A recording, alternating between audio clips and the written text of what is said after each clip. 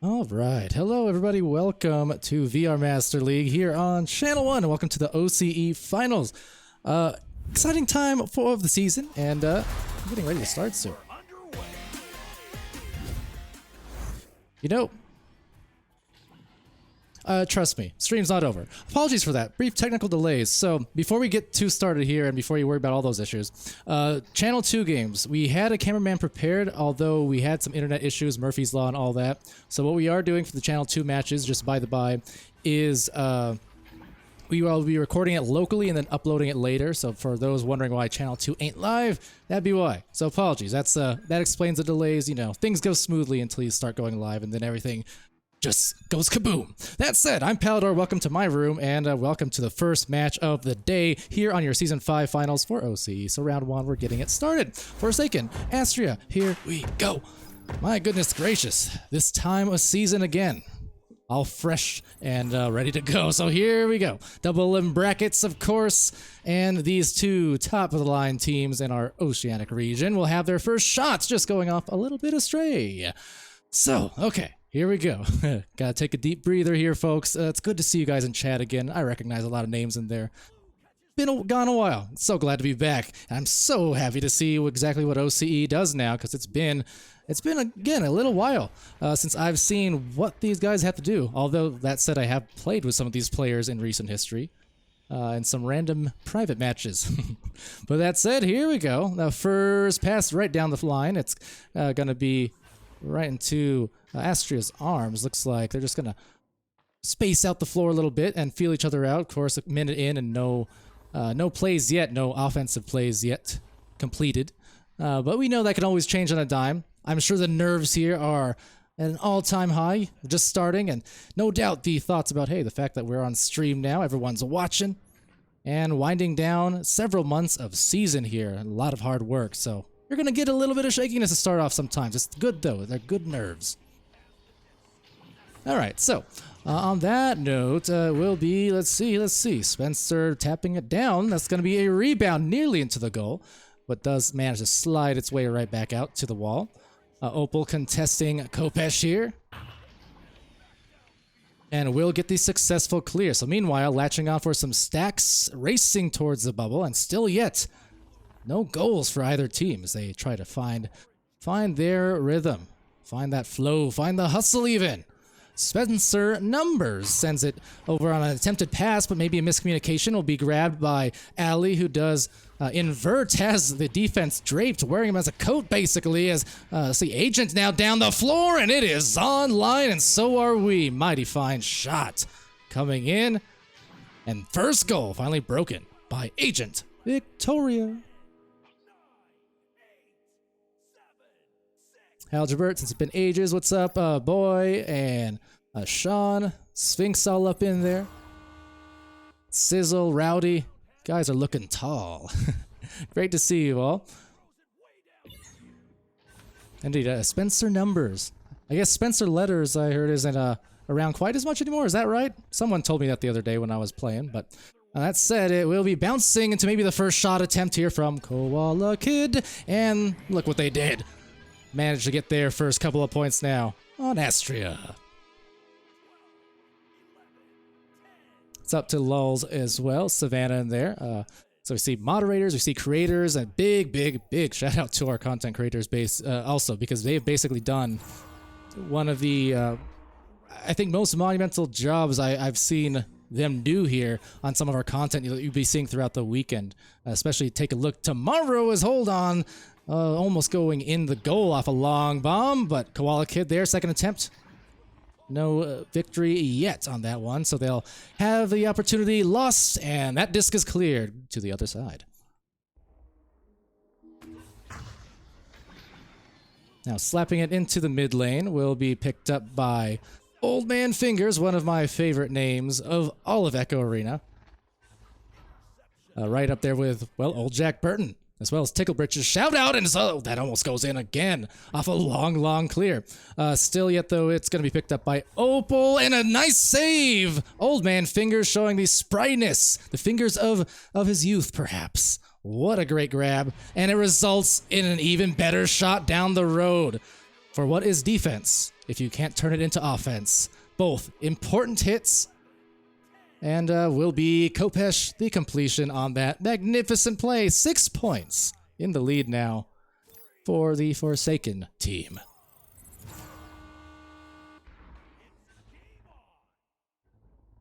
All right, so let's see if they can get that rebuttal there for Astria. Such a strong team across these last couple of seasons, for sure. But attempting to still get their goals here, find their stride, and then unfortunately, they're finding themselves in the defensive zone a little bit more than they would like at the moment.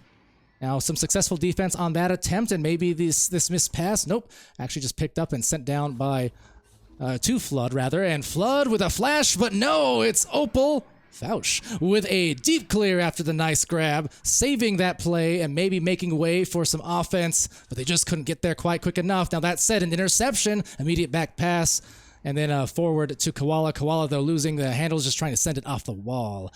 Meanwhile, Koala Kid there receiving another pass, and kind of a bold opportunity there taken. Not sure the intention, but it certainly wasn't what they wanted because Kopesh now has the disc. That cross cut, a beautiful delivery, but Flood was stunned right in the process of the catch. So defense now making way. It's going to be Ali, and grabbing it down and setting it right below. That's going to be a low blow for them because they had a great opportunity to score, but unfortunately, defense getting in the way and almost made by Old Man Fingers. And pressing early on here, Agent to the old one, and it's a gold one for the shot. They're up 6.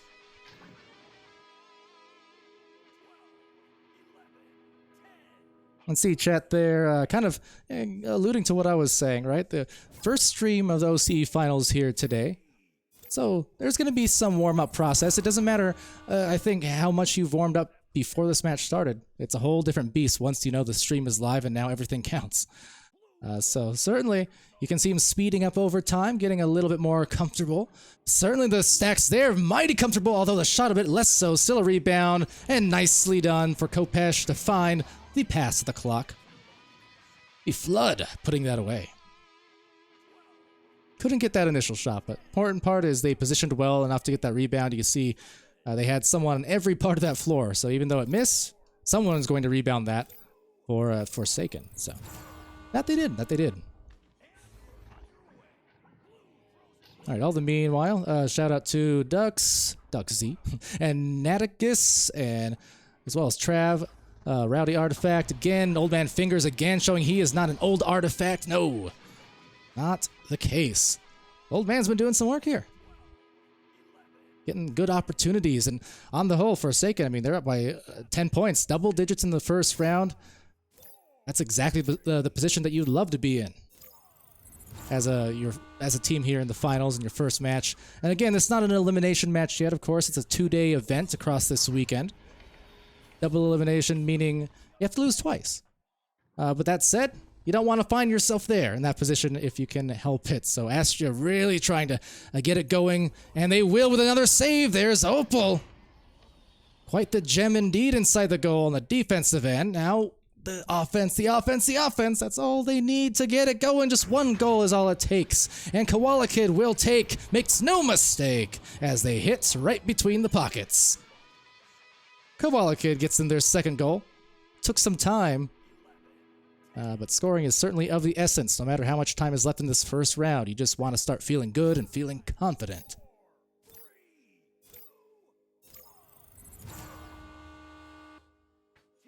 Alrighty, so Agent Victoria and Flood will opt for a dribble play, but that just results in a turnover. Nice pick, and they are going to pop for the backboard shots. Good touch. Not a touch too soon. Spencer finishing the play this time. See, that's why we always say just one shot is all it takes. Because you can go cold and scoreless for minutes at a time, even half an entire round, but once you break that ice and once you get that score to finally go in, then you can kind of settle down. You can lower your shoulders a little bit and start relaxing more. And then the next time around, an even quicker score, just like that. It happens an uncanny amount of the time. So at this point, some smart moves from Forsaken, just wasting some clock before finding the easy does-it walk-in goal. Wow. Very well played from Forsaken and from Opal on that finish. Just utilize those back passes and the lateral passes as well, as much as they needed. Again, drained some clock and then found themselves a good walk-in opportunity on a collapsed defense. Exactly what you need when you have the lead with this amount of time left. So Spencer on the clear, but intercepted by, guess who? Fingers. And the disc setting up for maybe an opportunity, but they just overshoot, unfortunately. So that's going to be sent into the midfield. First round, though, looking like indeed it will be in Forsaken's arms. But of course, they still have another one to win. Meanwhile, Astria, they still put up some good moves. They had some saves and a couple shots these last 2 minutes or so. And hopefully for them, that's enough to get them some bonus momentum going into the next round to force a third round in the next 10 minutes. But otherwise, a very successful opener for the Forsaken crew with maybe one more shot. No, denied by Opal.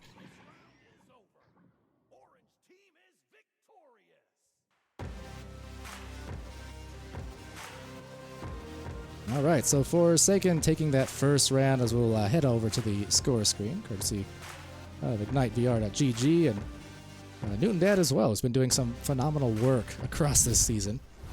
The assets and stats and things like that. But all that said, welcome back to the stream, guys. Or welcome for those who are joining us maybe a little bit later, which is to say we only just began.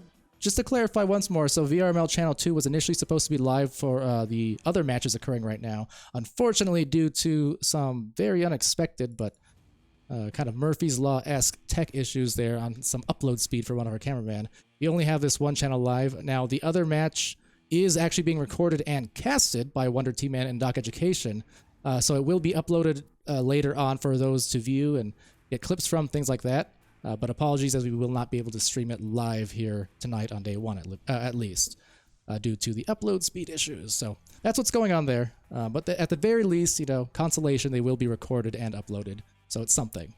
I know it's not the greatest, but it's something. But that said, we do have something for you here, and that is a second round about to start. So here we go, guys, over to round 2. All right, alrighty.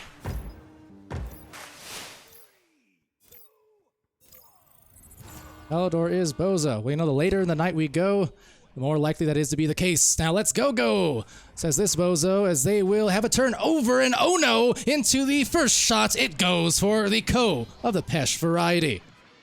Nice way to start. And Forsaken on the board once more.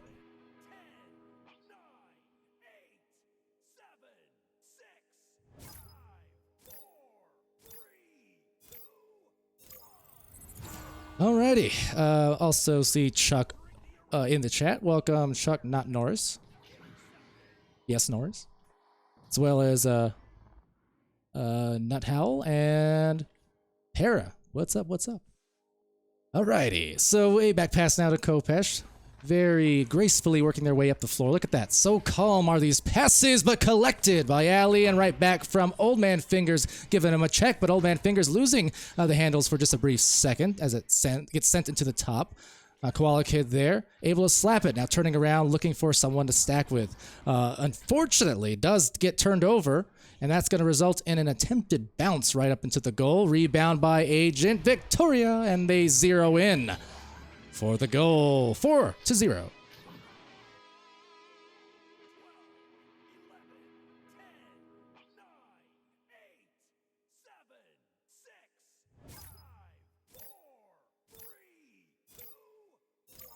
Alrighty, so offensive joust. Let's see if they can get their offense going. Again, at the end of round 1, Astria was doing a pretty good job of getting their defense and offense worked in finally, but so far round 2, it's kind of not showing because Forsaken just came back out and said, no, we're going to continue our momentum.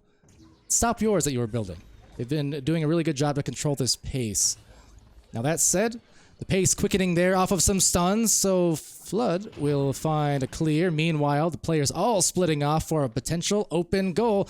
Now the defense returning and grabbing is Spencer. Needed a Spencer here, and always reliable inside that goal and wherever he happens to be on the floor. They will save that, but they will not defend this, it looks like, because they do get the disc back, and now the defense is all out of sorts. Oh, but the shot missed. Went for the pocket, maybe did not need to. That goalie was stunned just about the same time, and it was a numbers opportunity. But that said, Kopesh, there it is. The easy does it pass. That's bread. That's butter. And that is a smooth sailing goal to put them up by 6 uncontested. ParaVR asking if I'm doing one of those non-stop casting streaks. in a sense. Now, there are only 3 matches here today for day 1 for OCE, top 6 teams in this region. But yeah, I'll be doing 3 in a row. That is correct. As it is almost collected by Koala, but Opal will find the disc and crosses over, lateral pass to Spencer, who is met by Flood. Nice coverage from the defense of Forsaken. Astria still yet scoreless, and they really are going to want to change that soon because they're not down by too much, but that could change, especially with a 3, and it's Flood making it rain. Now it's a big lead. 6 points and 9 points. There's a big difference between that in terms of, I mean, not only the literal numbers, but just mentally speaking. 6 points, if you're a team down 6 points, you feel like, okay, easy. Only 6 points, only a couple 3s or a few 2s. But looking at that and seeing 9-0 on the board, that hurts a lot more mentally. That's a lot tougher to start crawling back out of. Fortunately, Astria does have a lot of time to do so if they can start scoring here soon. And looks like they're in position to maybe do so, but Flood, another cutoff. A grab from Opal, who could not flush it down. All the meanwhile, there goes Spencer, but no, Kopesh, the monster in the closet, sends it right out of that lane. Now down into the bubble, there's a Stacks. Little overshoot. And that's going to be sent into the mid. Now Luslo's asking how many matches are being casted tonight then. 3. 3 on channel 1 and 3 will be recorded, intended to be casted on channel 2. Unfortunately just not there at the moment because of some last minute issues, but they are being recorded, they are being casted, and that disc is being saved, grabbed by Koala Kid. Really nice defensive play there. Now Koala Kid eyeing down that rebound potentially. Spencer is just splitting off, and they don't get the grab. Neither of them get the grab, so maybe a miscommunication just kind of took their eyes off the prize, as it will be a take back by Forsaken, trying to forsake them. Agent Victoria rebounds again.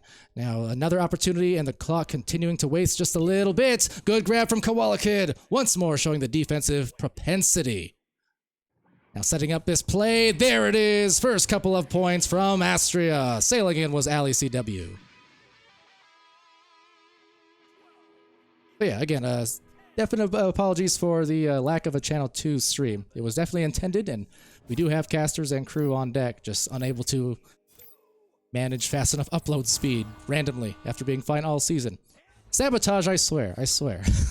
But Agent Victoria down the floor to Flood. Flood right down again. That's a good brief dodge. That juke, but denied by Opal. And they are hopeful that they can make a comeback here off of that defensive play again. Some brawls taken by Koala. Koala's just been all over it in terms of getting the grabs on the disc, out of players' hands, rebounds, things like that. And a beautiful pass out. Look at that. Just finding Ali. Knew that Ali was at least in the area. Now Ali going into a very precarious situation. It was a 1v2, 1v3 just about. Didn't really have anywhere to go, so got stuck. Fortunately, Spencer is there to collect. Harris saying stick around for this game, but gotta wake up early. Indeed, beauty of VRML is, especially in these end-of-season tournaments, I mean, you've got a lot of Echo this weekend. A lot of people got a lot of Echo to watch, a lot of Echo to play.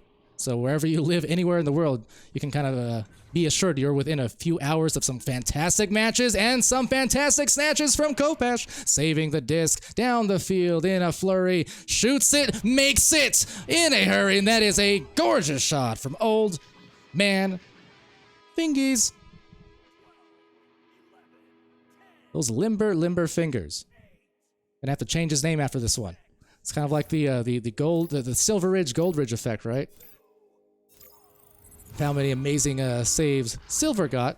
Said he has to start changing his name to Gold Ridge, or Master Ridge as the case may be.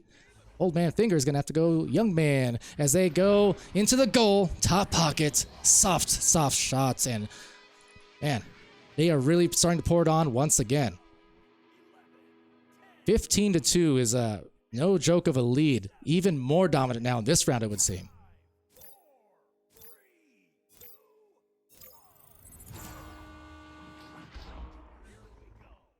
So off it goes to Koala. Koala being stunned out immediately. A nice leech coming in from the blue defense, but better grabs from Kopesh and Co. They couldn't make the shot, though. So that'll be sent into the trap. There's a blue defender there who's just about to, as you see, to be stunned.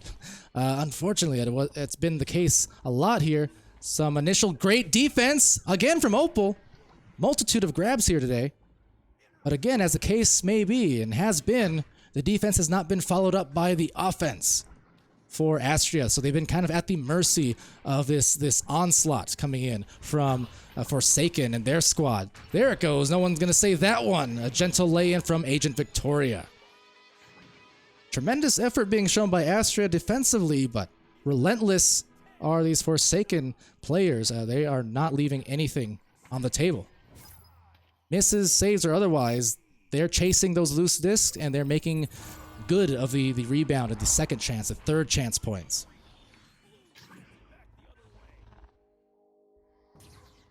But nonetheless, as this round does wind down to the final minutes, Forsaken in excellent position to take it, but to make it was Astria and Kowalakid, the 3. At least getting back on the board here, knowing that any goals that they get towards the end of this round will still set them up for some positivity and potentially some success going into the lower bracket where they'll have to fight their way back up. So Old Man fingers on the QB, 3 players defensively diving on that. But still a good job with the maneuverability here for Flood and co. They're going to be, again, very calm with the passes. That's one of the things here. Look at that bouncer even. A lot of these passing plays that we've seen from Forsaken this entire round have been just like that, where they don't look like high pressure passes, and in fact they're not coming out like rockets either. They're just easy does it. They're as fast as they need to be and not any faster. Although that one could have been a little faster perhaps. Good dive by the defense. But just generally speaking, they don't look like they're playing or passing with any nerves in their system at this point. A lot of calmness to their game. As one more shot just dings off the corner of the post, and that will be the first match in the books. Forsaken. Statement game here to open things up. Wow.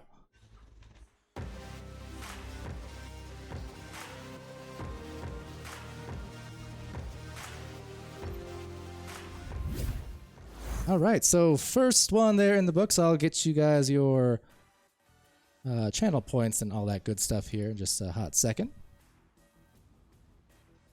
And there we go. But yeah, that will be the first match. And once more, this is Double Elimination Season 5 Finals. So 2-day event. This first loss, although it does certainly sting, I can imagine, for Astria to not be able to find their offense as much as they would like. They still have a lot of positives to build on between the fantastic grabs, the saves, the steals they had. I mean, they were very, very active. Make no mistake. But Forsaken was just a little bit quicker, a little bit better on the recoveries and the passes and things like that. And that was ultimately the determining factor, as it often is at the high level of Echo. Just those little extra things, those little extra mechanics when it comes to the passing and the calmness and the just being positioned well for the rebounds, things like that. Made all the difference there for sure, but we know Astria is talented, so still a lot of opportunities for them to come back here. But that said, all right. Checking on brackets here in just a second. If I can. Looks like the other ongoing match, which is Elijah's Lemons versus Villain, still ongoing over on Channel 2. Well, not on Channel 2, but it's being recorded and casted. Again, apologies for that. Definitely a bummer, but you know, we figured at least having the recording is better than nothing at all. So looks like actually I'll give you guys an update. It seems as of let's see. 15 minutes ago anyways, the first round went 14-10 to Lemons. So might get some updates on what the second round was for them here soon. I do see our mods typing, so we'll see. But yeah, with that first round done, let's see, I'll try and pull up some overlays for you guys here. Brackets, that is to say. And let's take a look. Maybe. Okay, there we go. So, next match here on this channel will be Free VR versus Forsaken. Second match of these brackets. And then again, Elijah's Lemons versus Villain. Still ongoing, although potentially ending momentarily. So Astria will be there in the lower bracket with a chance to come back. against the loser of the Leviathan matchup, who will be facing either lemons or villains, it seems. So, we'll wait on that, but otherwise, I'll probably take a break here in a second. I want to make sure I didn't miss anything over on the chat, though.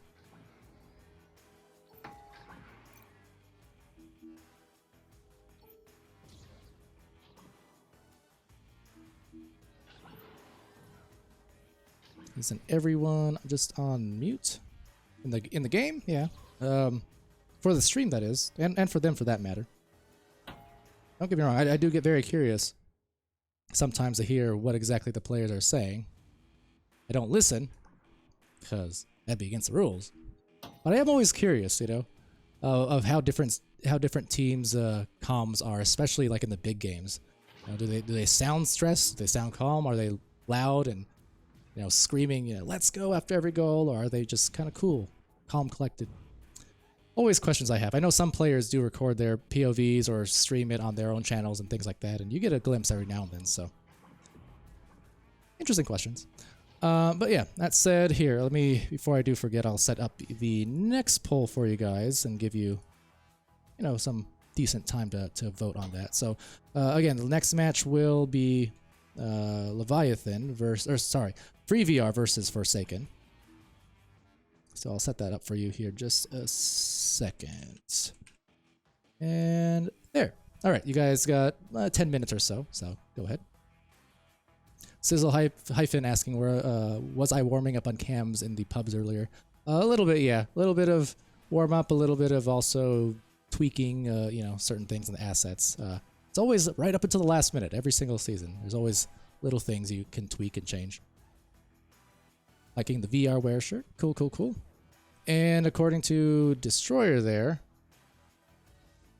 sounds like the Elijah Lemons and Villains match went the way of Elijah's. So, all right, there you go. All right, so anyway, I'm going to head to an intermission as we do get sorted on the next match here. So stay tuned, and I'll be back to chat and obviously cast the continuation of these finals. BRB, folks.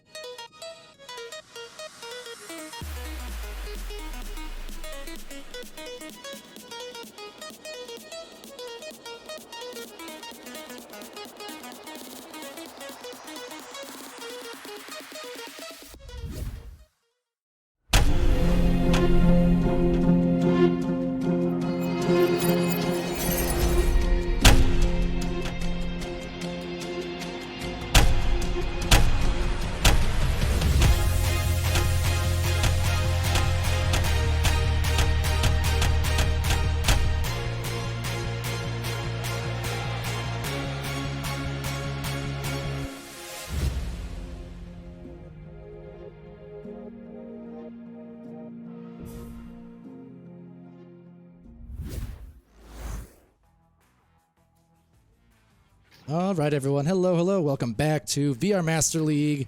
And that was a pretty sick intro, wasn't it? I can see Twitch chat appreciating that one. Shout out to our creators, our wonderful creators team. They've done an incredible job with so much of the content. Also, don't mind this mess here. It's it's sweaty games, sweaty casters.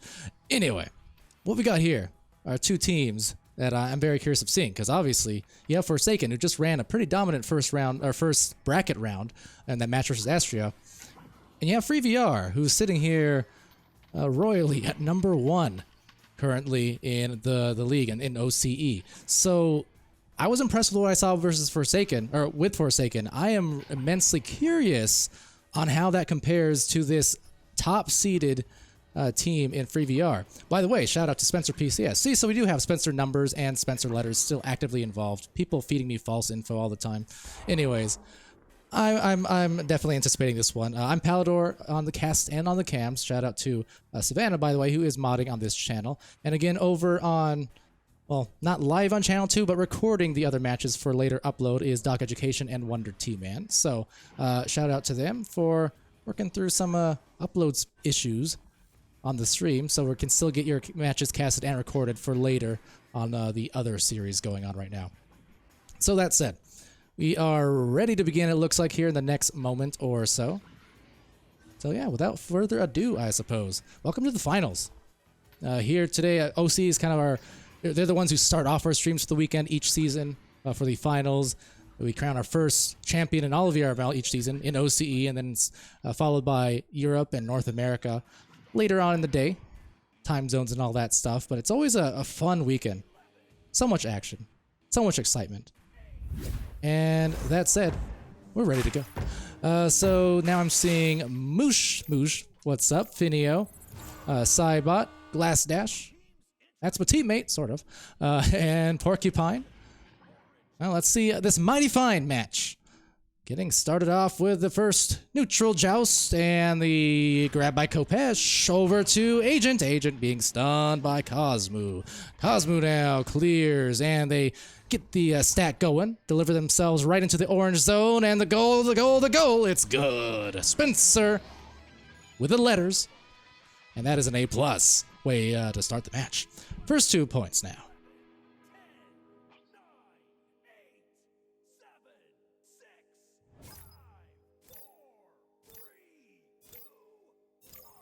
Amlock saying I've been awake, I sound like I've been awake for 24 hours. Certainly hope not. That's almost insulting. I'm sorry, I'll do a better job. I'm wide awake. It's just very late, you know, people sleeping, things and all that, but I'm certainly not asleep. I am excited. It's not my bedtime yet. Anyone who knows me knows that I never sleep, and if I do, it's not until like 5 a.m. So that said, it's Cosmo with a disc delivered over to the trap, or to the station rather. It gets back to Spencer and Slamish, but they get slain, and Flood just coming in mighty hot. And that's a 3-point shot to take a lead. There you go. Forsaken, not ones to be doubted. They are on their A game, it seems, especially if the last match was any indication. They were looking great. Also, what's up to Kit Kat in the chat? Good to see you, and also thanks for stopping by. Have a good night. Wishing great luck to all these OCE teams here and players today, as Patty gets stuck by Agent on a stun. Flood and Agent recover. Here we go. Nice to see Ender in the chat. What's up? Defending champions there on Instinct over in the North American end of things. And that's going to be a shot just missed by Cosmo. Patty is there for the collection, looks like. Has some time to work with. A quick pass down below. Now it's a 2-on-2 unfolding, but too slow on the pass. Kopesh just cutting that thing off before anything could get started. Always a danger of those midfield or those mid-range passes, just giving up a little too much space. So they have to be really quick on that delivery, or else you risk the defense doing exactly what they did. Offense coming in from Cosmo and a ding, and they deny themselves the opportunity this time to score for the second time. Flood, meanwhile, a tapper, and that's a bit high, but there's the rebound. If they don't overshoot, they're going to have themselves a 3, but they do just that. Overshoot. Could not deliver, but they will recover, and that's the important part after all. They pass quickly down the field, maybe too quick for their own good, but still yet. Interception number 2 down the floor for Flood. Flood over to Old Man Fingers. Fingers just taps off and tries to throw down. Almost a pass to the opponent, it looks like, but fortunately nothing, well, happened except a eventual rebound on the other end. Maybe a little confusion there from Old Man Fingers. But that said, no confusion on the shot. Oh, no, no. Oh, yes, yes. That is a big hit. It bounces a couple of times for the rebounded goal. Oh, they have been forsaken indeed. Well, that's going to kill the momentum of any team. Those ones hurt. Those ones hurt. But if you're free, or if you're forsaken, oh, those ones help. Those ones help a lot. You're feasting now, because now those are the ones where you don't expect necessarily to go in, but because they do, they're just going to build you some nice confidence here and some bonus momentum. And what a time, but the finals to have something like that happen. But all the meanwhile, Cosmo just reacting accordingly with a score on the other side. Didn't waste a lot of clock there at all. And that's what an experienced team is going to do. That's what a #1 team is expected to do. They get scored on in a rather crushing way. They're still going to keep their head, their mentals in check. And yeah, there you go. The rebuttal in no time flat. Old Man Fingers on the launch. QBing to Agent Victoria now, bottom of the boot. Now then again, knowing the personnel on the other side, it still could very well be one of those things where, you know, it was accidentally intended, if that makes sense. Think about it. It makes sense. Because there are certain players in this league who, they know the general area to put it, and they just get more of those bounces than you would expect them to get compared to most players. Even that one going off the corner. Maybe a setup here to Old Man Fingers. Old Man Fingers on the ceiling, but lingers perhaps too long as Slamish throws it right out that tunnel into the trap. Recovery from the stacks, a couple of them meeting each other there and flying past. Meanwhile, a pass down below as the offense for Forsaken gets going again perhaps here. Looking to expand that lead a little bit more once again. The gentle passes, but Patty denies. A great snag there. And that's where maybe a little duck or a shot fake or, hey, even an ender move, the namesake, could come in handy when you're diving inside the bubble. But nonetheless, they are keeping up pace here. Forsaken the #4 seed, but they are looking just as strong as any as a shot is in, and muscling it home was Agent Victoria. They are up double, 8-4.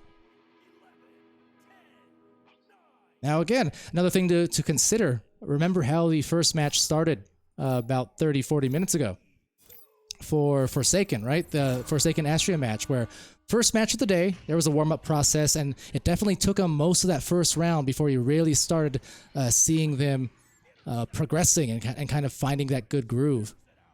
For Free VR here, this is their first match of the evening. So therefore, you also have to ask the same type of thing. Is there going to be a warm-up process for them? Are they warming up right now? Yes, sir. 2-point game off of that shot from Cause. A great cause, a just cause, even. A moo. Anyway, 2-point game. That is the important part here.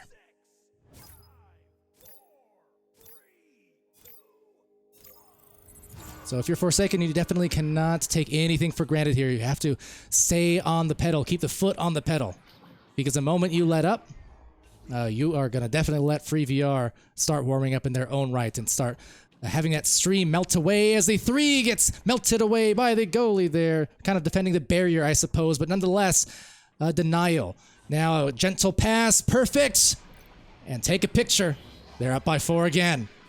Agent Victoria receives a pass from Flood. And again, my compliments on their pass work continues because obviously the defense here from a team like Free VR, #1 seeded team, you're going to always be a bit worried, or at least most teams would be. But Forsaken has just done such a good job of being so calm with their passes, not rushing things too badly at all. And really, they've had Free VR now on their heels for most of this round, and that's as impressive as anything. Cosmo here finding Patty on that backboard, and Patty cake, piece of cake. They got it back to a 2-point differential. Good pass work, and just snappy decision-making there. Not a lot of wasted space or movement.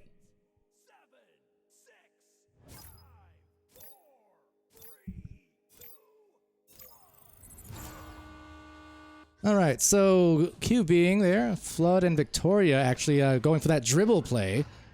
We're not able to actually wrangle it, but the stack splitting apart. They've got an angle. It's a tight one. They've got the pass, an even better one. No, doesn't get past the defense. Dings off that corner. Flood with a rebound. Flood with a pass not quite found. Kopesh there contesting.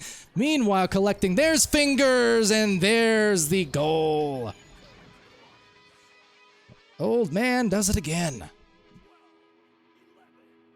Just right place, right time, it seems like. But a 4-point lead, only a minute and 30 seconds left now following this joust. And that could be a costly goal we just witnessed against Free VR.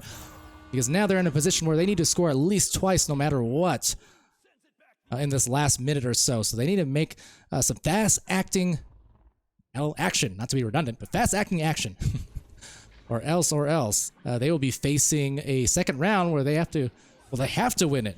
Otherwise, they'll be facing potential lower brackets in their future, which is not something you would always expect of the first seed. But if I can expect anything here in OCE and across our regions every single season, is to expect the unexpected after all. Especially in OCE, where the finals have been the most competitive among the three regions, at least by my count, each season. Especially those final couple matches, they always are immensely entertaining and intense.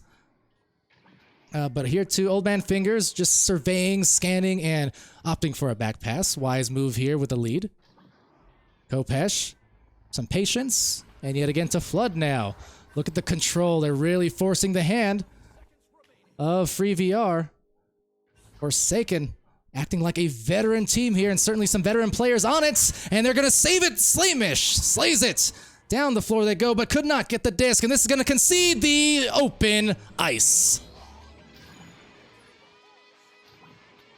15-8, and what did I say? Forsaken was looking like a team focused, laser-like, in fact, in their first match, and it's continued here today in their second match versus the #1 seed in Free VR. What a win in the first round.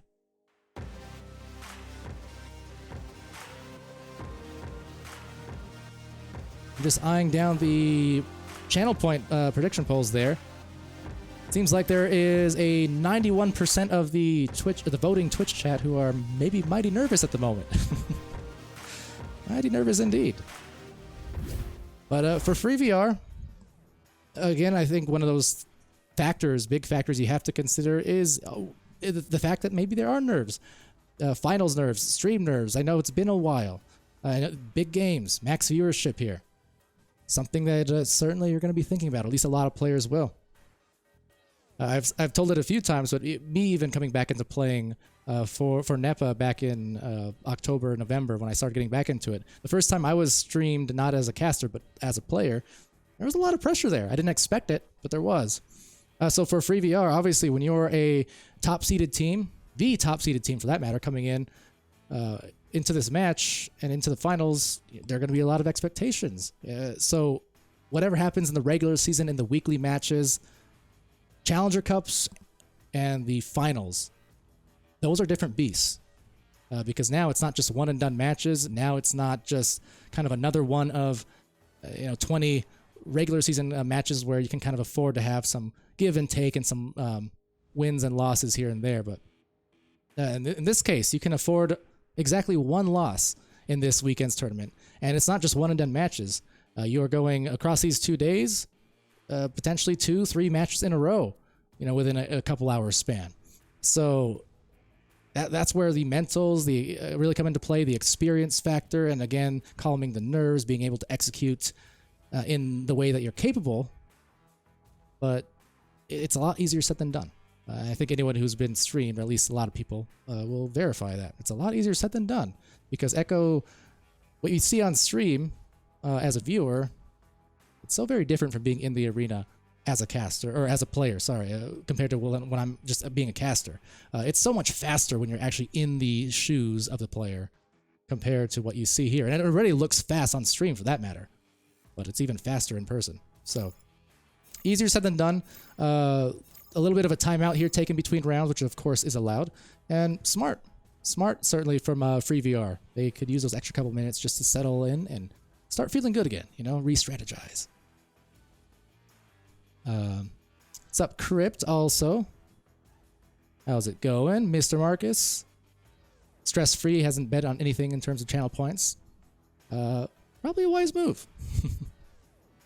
See, it's nice being able, on one hand, I get the temptation to gamble those channel points, but on the other hand, it's nice just being kind of a neutral viewer with no stakes in it in particular besides being entertained, right?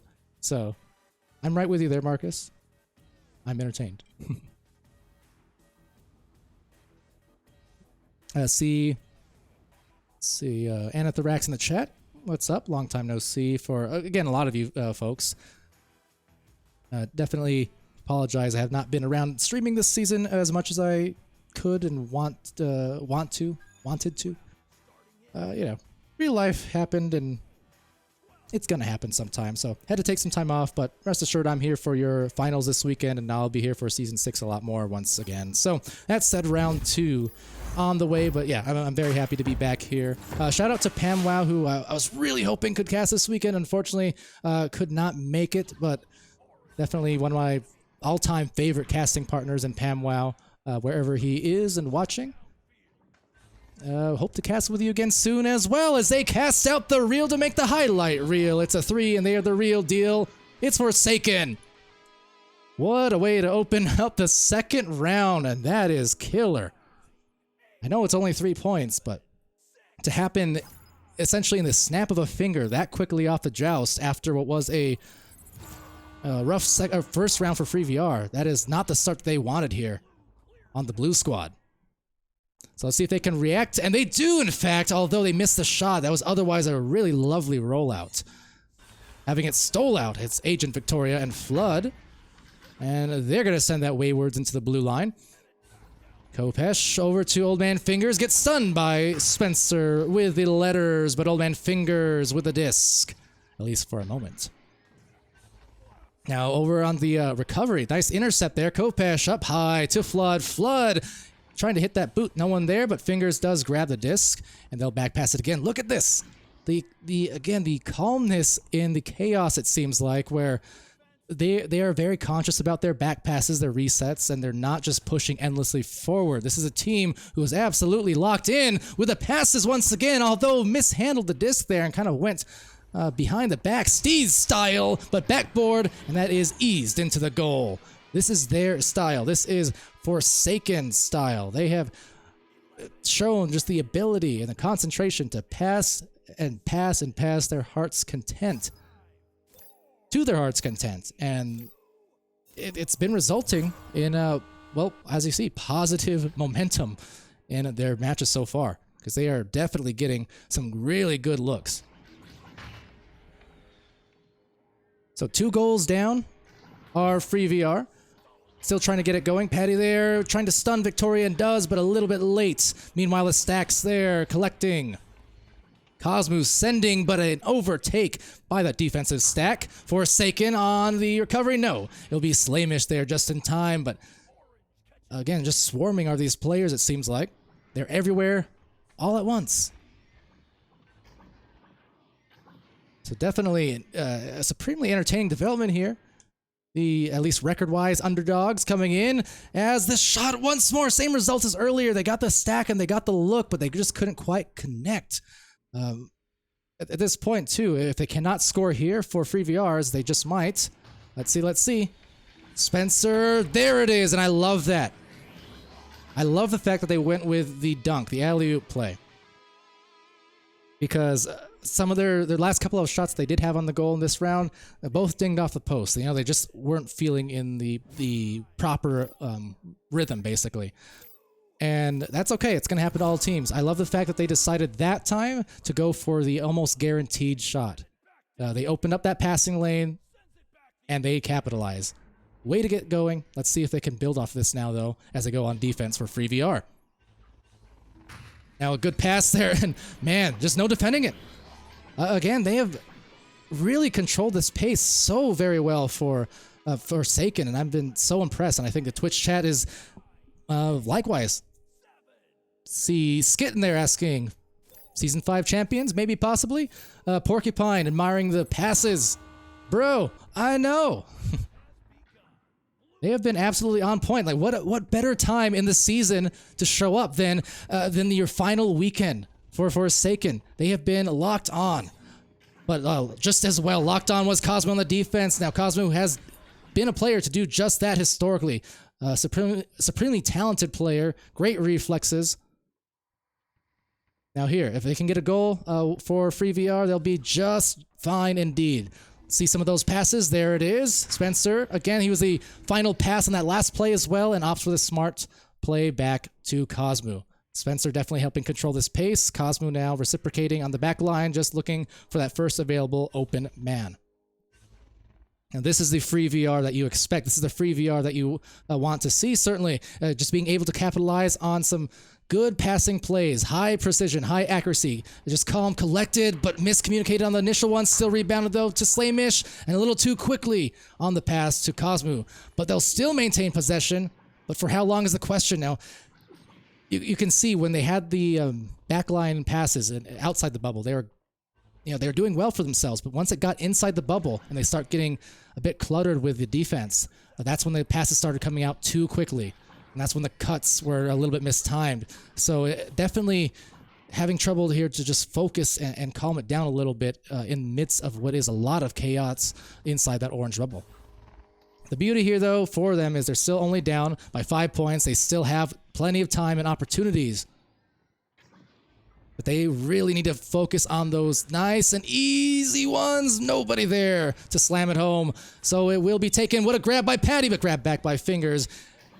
And another interception turns into some more offensive opportunities. The defense, though, recovering. Agent Victoria having it stolen by Cosmo. Cosmo with a pass right below. And finally, Patty gets it in after how many opportunities at the goal. They are definitely going to be wiping some sweat off their brows and off their backs because they had to work very, very hard for that goal. It was not easy. Not easy whatsoever. But again, props to them, respect to them, because as hard as it was, they fought and they got the points eventually. They brought this to only a 3-point difference. Now again, on this play, they can just bring it all the closer. They're going to. 1-point game. Just like that, where it was looking like, oh no, could this be maybe a runaway round for Forsaken? Well, Astria answers that question with a nice scoring run. Couple in a row in the last 30 seconds or so alone, 45 seconds. And they're back within 1 point. It's a new match, new round. See how Old Man Fingers and Co. responds. Now it's a bit of a botched joust. It's going to turn over into an opportunity for a lead now. Could it be yet another shot in a row? It is. And they have got all their ducks in a row, it seems like. Cosmo putting it home for a lead. 1 point lead, in fact. Under 3 minutes left in this second round. Best of 3, of course, here in the for the majority of matches, up until, of course, our finals time when we actually get the best of 5 in day 2. But for today, best of 3s all the way around. And if this momentum continues for free VR, we could indeed be looking at that third round to decide it. See Skit cheering for the comeback.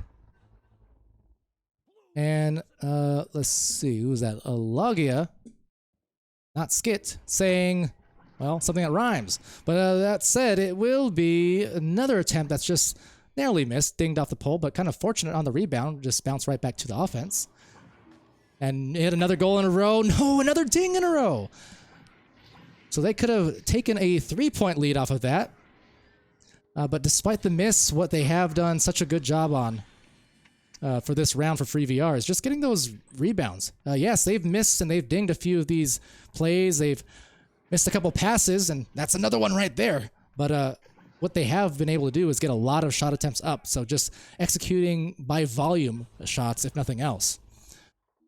Now, a deep one is flung, but easy recovery there on the wall. And that's going to be sent over to Cosmo. Cosmo trying to hit the stack perhaps, but unable to find him. Agent Victoria will bounce it a few different ways. It kind of zippers across to the players before it's taken by Spencer. Now, Spencer PCS trying to make the most out of this play. Rebound and a stun. Kopesh now wrangling it, sending it, and intercepting, though. taken right in the back line from Spencer, by Spencer that is. And they've got 1 minute to make something work. They're barely hanging on to this lead, so a score here would be absolutely prudent. Can they get it is a question. There's Patty winding around, finding a pass off the anchor and into the goal. Muscling in for the 3-point lead, and that could just be enough to squeeze by the second round in what has been, 4 or 5 goals in a row, I believe, for Free VR.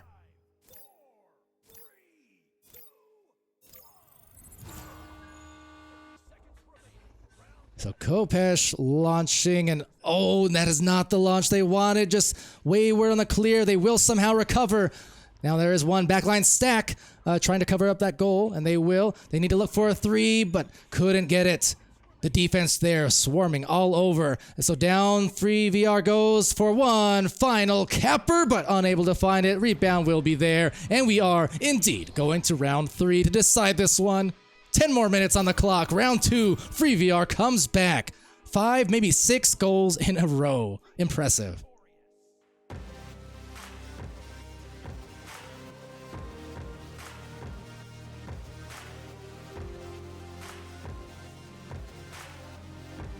Back to the score screen and over to the Twitch chat. Big shout out and thank you to Daily G Tyler, the G Tyler, all day, every day apparently, for the subs there. Gifted 5 tier 1 subs to the channel. Appreciate that. Sir Tyler. That is you did change your Twitch name, right? I think. Or are you just a different G Tyler entirely? I get it entirely. Anyway. Good to see G Tyler though. Definitely fastly earning fame across VRML and NEPA for that matter with his play. So good to see. But yeah, meanwhile, here we are going into a 3rd round, and oh, sorry, looks like our score count there is a little bit off potentially on the 3 rounds. Kind of doubled up on you. But that said, 2 rounds in the books, not 3. So 3rd round impending here soon, and I'm kind of curious if there will be a timeout taken at all or not by the Forsaken squad. For the moment, it looks like they will be doing just that. They're about a minute in, actually. But I was wondering because we saw Free VR do exactly that after the 1st round.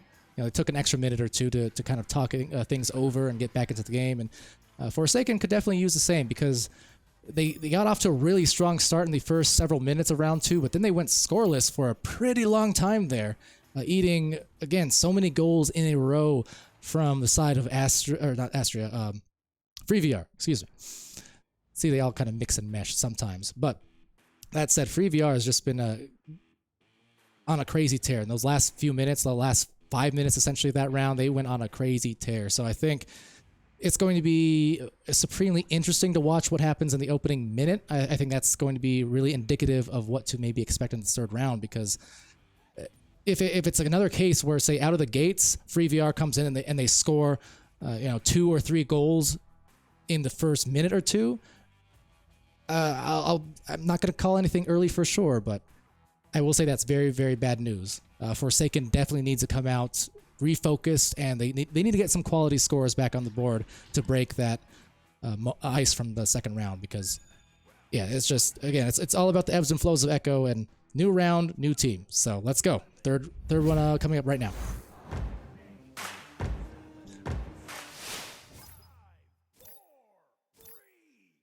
Also, what's up to Psychaotic in the chat too? Welcome to it, Biggie. Glad to have you guys here. It's a big game. Like I said, pay attention to these first 1 to 2 minutes, I think. And just see who has the rhythm, if anyone. If it just ends in a stalemate, for that matter, that's a great thing for Forsaken.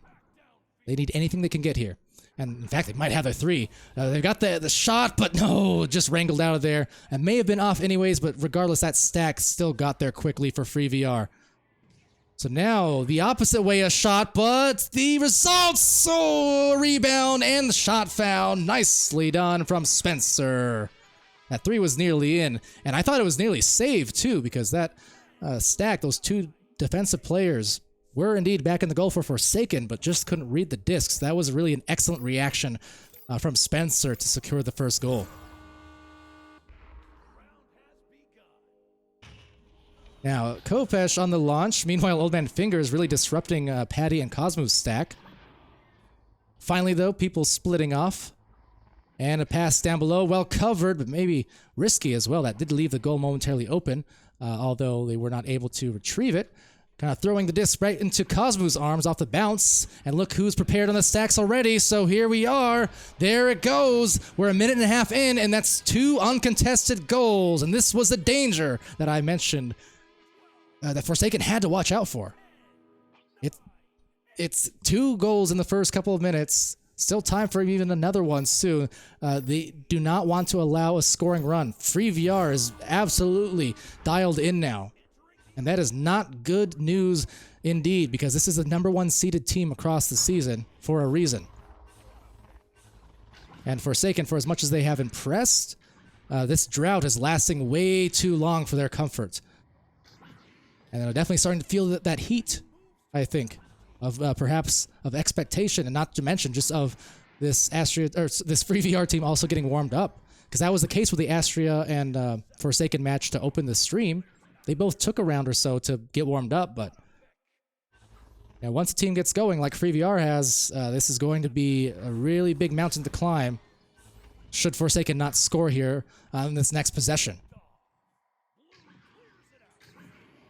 But meanwhile, a lot of midfield struggle with the disc. Neither team really wrangling it for all too long. They're gathering their stacks there. Spencer is able to squeeze by. Will find themselves the open one, and the deal is closed. They are running. They are gunning. They are up by 7. Free VR has arrived on the scene. Ladies and gentlemen.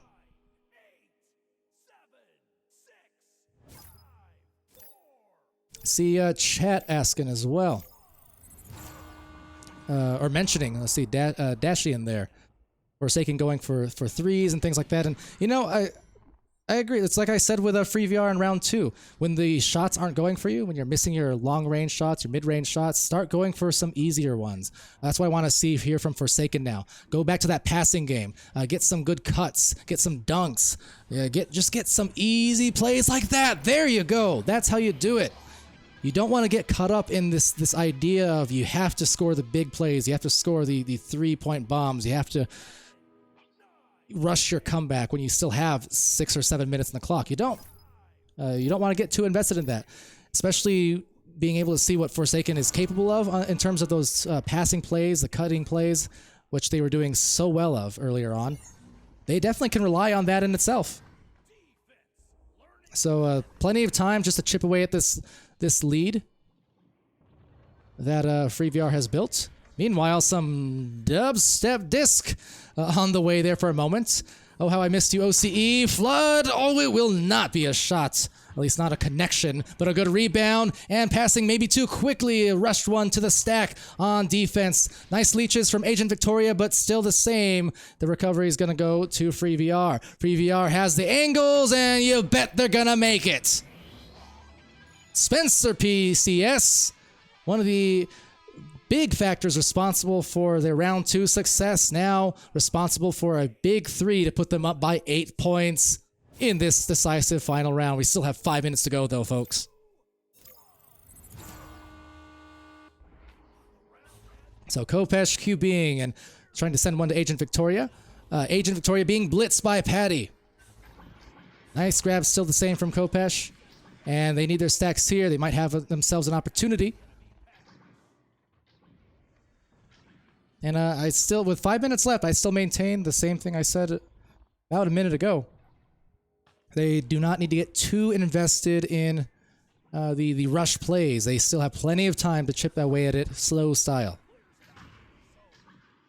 But that said, if they do allow more of these open threes, that is a quick way to get out of this game in a hurry. Because they have been punished to the umpteenth degree off of some big shots, and Kopesh, what a passing play to him. Nice from Spencer again. Whether assisting or finishing, Spencer definitely at the forefront of this offense now, and putting up huge numbers to enable this big comeback essentially that started in the second round. It is now carried over into the third.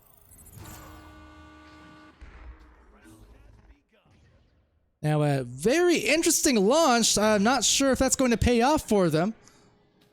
We'll eventually get to Agent Victoria and Flood. You got to be careful here. Again, you can kind of just point out some of these plays a little bit rattled and going away from the things that brought them the success in earlier rounds and the earlier matches. They are just being worked here inside that bubble. And FreeVR making it work with impeccable precision and passing.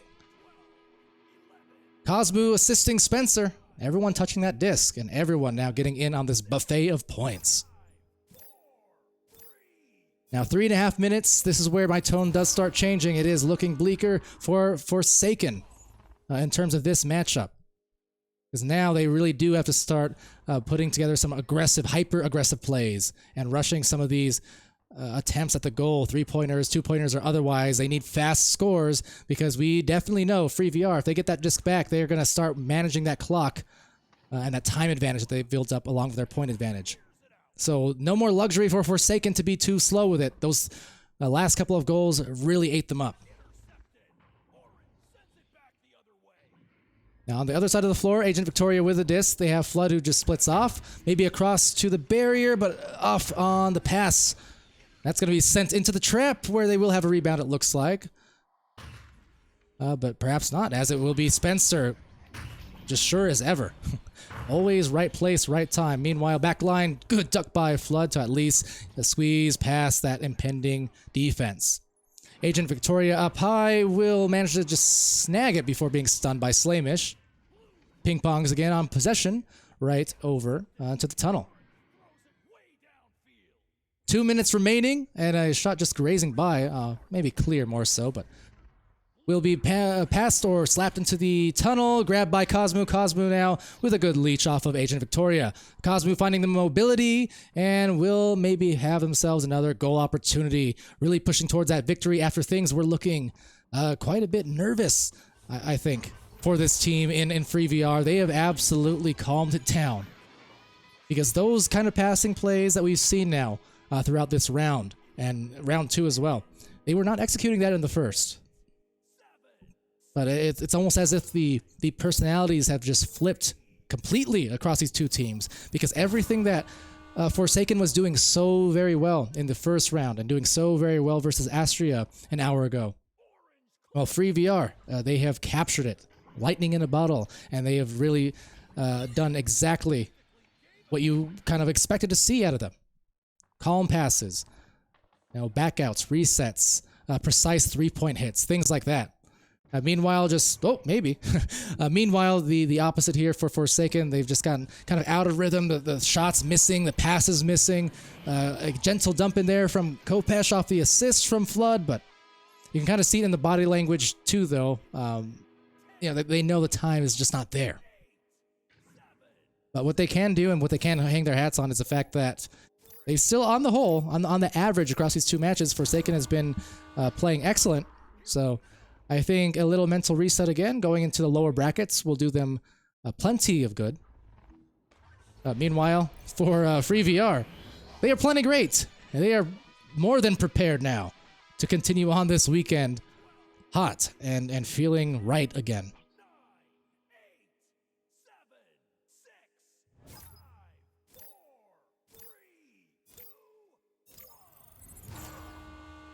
So with that, a final joust here. A few seconds to maybe convert on a play for Agent Victoria and co. Deep pass just below the reach. And that will conclude this round and this series. 18-4, FreeVR, they turned it up.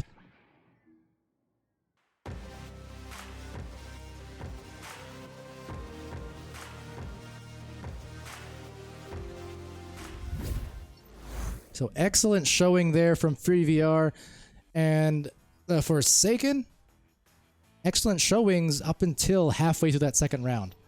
They were phenomenal against Astria, and they were phenomenal in that first round versus FreeVR. I think gave FreeVR maybe something they didn't expect to open things up. Again, with such excellent execution, but again, as that match went on, we kind of saw that rhythm, that momentum just completely counterbalance and go the opposite way, basically. And FreeVR looking like the #1 seeded team that they are. Forsaken, though, looking like a threat still yet. So that is a thing. Despite the loss, they're not out of this tournament, of course. Bring up the brackets. They may not be updated immediately. Let's see. Oh, no, mods on top of it. Shout out Savannah and Co. again. But yeah, so brackets are updated there, as you can see. And now for FreeVR, they're going to move on into the semifinals, which will take place. Their next match will take place tomorrow. Meanwhile, we will be heading after this into our final match of day 1 for OCE in the lower bracket. We will be showcasing the loser of Leviathan versus Elijah's Lemons versus Astria, who has been cooling off and waiting there for the results over the last 40 minutes or so. And then again, we'll have Forsaken facing off against Villain, which will be recorded and uploaded later on.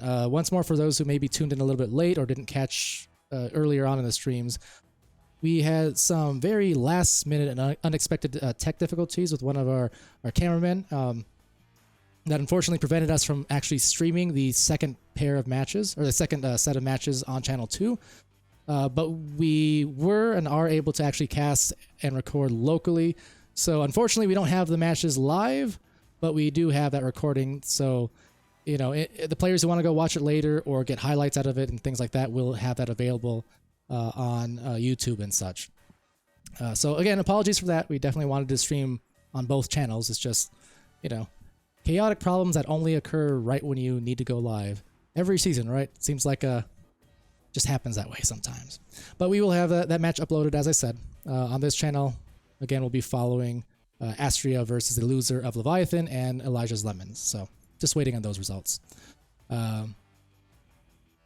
Tarina asking, is the recording still casted? Yes, it should be casted by Wonder, T-Man, and Doc Education, so they're still on top of it. So you got to cast, it's just a little bit less live than usual. And no live chat and all that stuff. So again, I know it's not ideal. Apologies for it. Hopefully, you know, the quality of the uploads are as good as possible. And of course, tomorrow will only be on this one channel, I believe, anyways. So, you know, all the matches here will be streamed. But anyway, in the meantime, let me just take a second to scroll through, make sure I didn't miss anything super important from you guys while we're waiting. Skit calling for Lemons to win against Leviathan. Hey, you never know. You never know. Leviathan, obviously the reigning defending champions across multiple seasons now, but as we saw even in this match we just streamed, we just casted, anything could happen, especially in OCE, every single season. And what's up, Slay Mission Spencer? GG's, stopping by in the chat there. Outback Blaze saying, Lemons won the first round. Actually, so wait, is round 2 ongoing right now? Like, maybe I can join that. No promises though, chat, no promises. I don't want to be too disruptive, and frankly, it might be over here soon, so wouldn't want to tread on that if it's almost over. Plus, I also have other things to switch up on my own overlays. I will check it out, so give me a sec. I'm going to go to an intermission. No guarantees I'll actually have the rest of that match or not, but if I can, I will.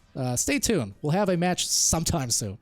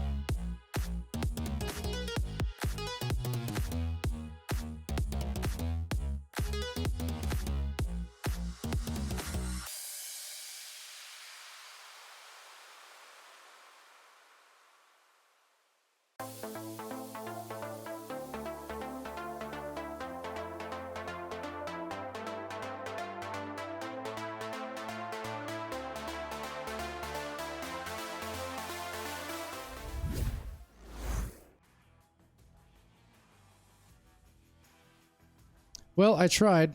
Rest assured, I did try, folks, but I don't think I got there in time. The round here just ended, I believe, in this Lemons versus Leviathan match. I didn't even get time to switch my overlays. That's how fast I was trying to rush into this. But let's see. What do we got going on? Round 3 of 3. And indeed, it was looking like a overtime win, it would seem. So, oh no, round 3 coming up. Okay, I got you. You know what? We're good. So Leviathan won. We're fine. All right. Bear with me here. I'm going to change up my overlays, so I will have this match for you, in fact, on this channel as well. At least a third round of it. Once I get my stuff all sorted. So let's see. We got Leviathan over on blue, naturally. I don't think I've ever seen them on orange. And Elijah's Lemons over on orange. Appropriately.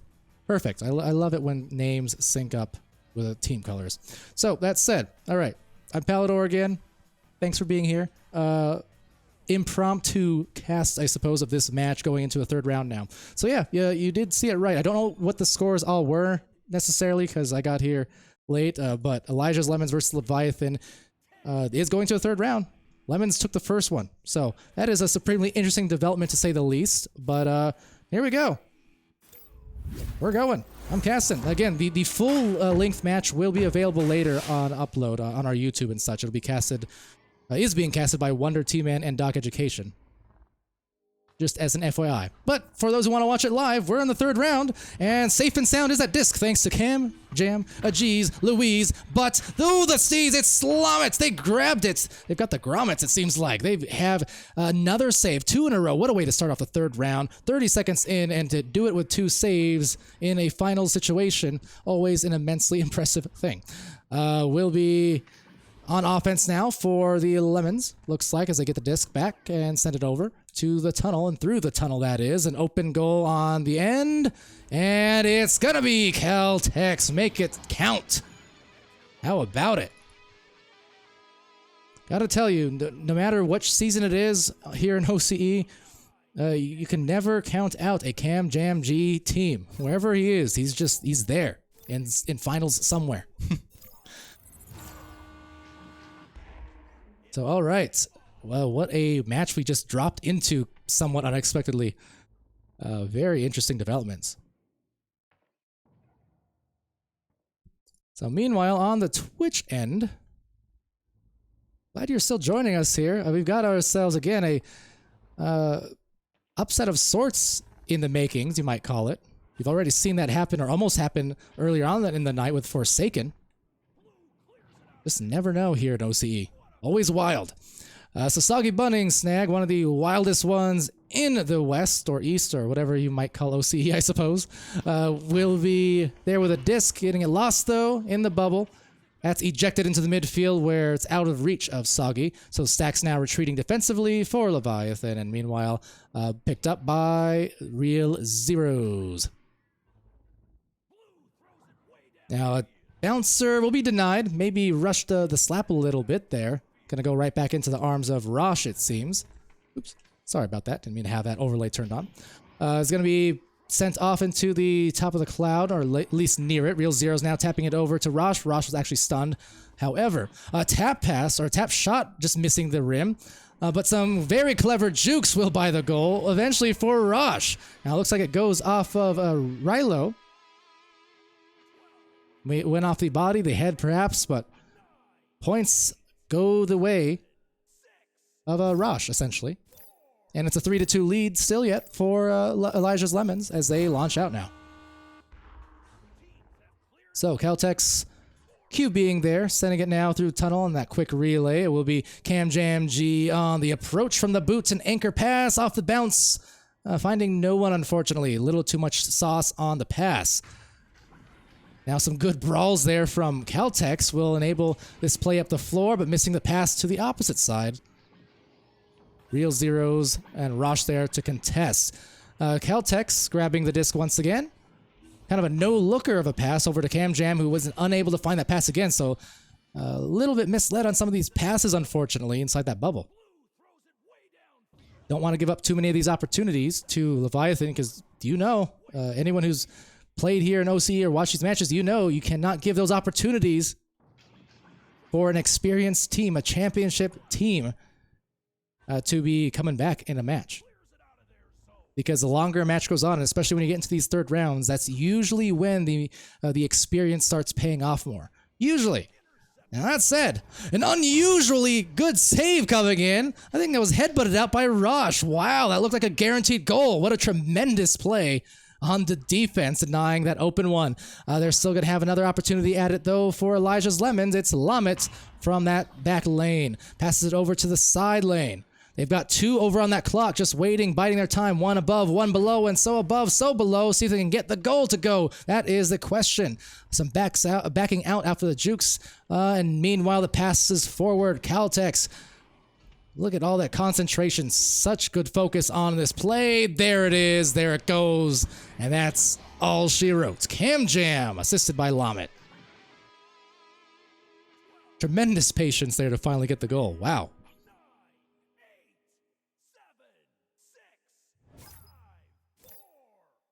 See, chat definitely kind of freaking out over there over what's happening here. Some of these passes and these potential results on this Leviathan team coming in, again, the number 2 seed, also the defending champions across the last few seasons here in OCE. Of course, roster changes aplenty, as we've seen, but real zeros as constant as any across these rosters and across these last few seasons. Just able to find that angle. And Real Zeros is a player who will make it and strike with the best of them. Doesn't really matter the angle. Very, very crafty, creative player on the field. Now Caltex is going to send that off to Rilo. Lamet with a slapper. Not going to hit its mark, though, although it's going to be grabbed by Cam Jam. Cam Jam being tagged. Right back by Soggy. So possession going back to Leviathan here, down by 1 point in this third round. Now just trying to cycle the floor, the passes, that is. You know, being patient with it, but giving up the possession to Lamet. Lamet to Caltex. And some good positioning here. A rectangle formation of sorts, both on the sides and above and below. Good spacing, although no angles on the passes, it seems. So just trying to wrangle that disc once again. The rhythm here a little bit wild, but it's going to produce the goal. Cam Jam puts them up by 3 points. And about a third of this round left to go. So starting to put some serious pressure on Leviathan. They're only down by one 3-pointer, but you got to know that pressure has to be there. Or at least it's starting to build, because now they know they need to win this one decisively. And they need to find some decisive plays, or they're going to be going into that lower bracket soon. Whoa, that would have been a devastating shot. Nonetheless, rebound coming in. Real Zeros. Real Zeros sends out on a pass to Rosh. Rosh eyeing down the angle. Look at the bounce pass. Wonderfully delivered, and it ties it up at 7 points apiece. Huge credit to Rosh, though, on that perfect bounce pass in the tunnel, on that table, as some call it. This little space between the two goals, maybe an underutilized passing position sometimes, but just a wonderful bounce, because you saw Rosh at first was considering maybe a shot or a clear attempt off the sidewalls, but then saw the set going down middle, so opted for the bounce pass instead. That was just so wonderfully done, like a wizard, but still, yeah, tied game, and we saw that last round go to the wire, tied up at the very end as we were just entering the game. This one is looking much the same. We are tied up. Maybe another overtime here about to happen. So back to Elijah's Lemons, seeing if they can produce something. Make some lemons out of some lemonade indeed is Cam Jam G. Oh, geez Louise. Oh, gets the goal, though. The perfect cut at the perfect time. Lamet was just in the right place. Not the play they had set up, perhaps, but the play they needed just the same. And that is what matters. It got the points. Back up by 2. Elijah's Lemons, Leviathan, with less than 2 minutes to score again. So QBing there was Silveridge. Oh, to beyond the reach, though. Kind of missed that off the anchor. This is maybe a costly turnover. Scrambling for the disc. Everyone there. Caltex. Oh, a timely tap over to Lamet. Lamet now will back this one out. Waiting for the passes to develop. They've got advantage on points. They've got disc control, and they can use that to their advantage, pressing this aggressive defense now out of the bubble. Let's see. What a grab. The grab from Rosh. Rosh has come through with some clutch plays here today. Will it get them another one? They can tie, but no, they don't find the goal. Unfortunate miss there as Real Zeros now gets the rebound to Soggy, and a save, a snag, a save, a snag, a 2, and it's tied at 9. What a match. I love OCE. Talk about clutches. All too muches in this last minute. That was insanity. Shot, save, shot, save, shot.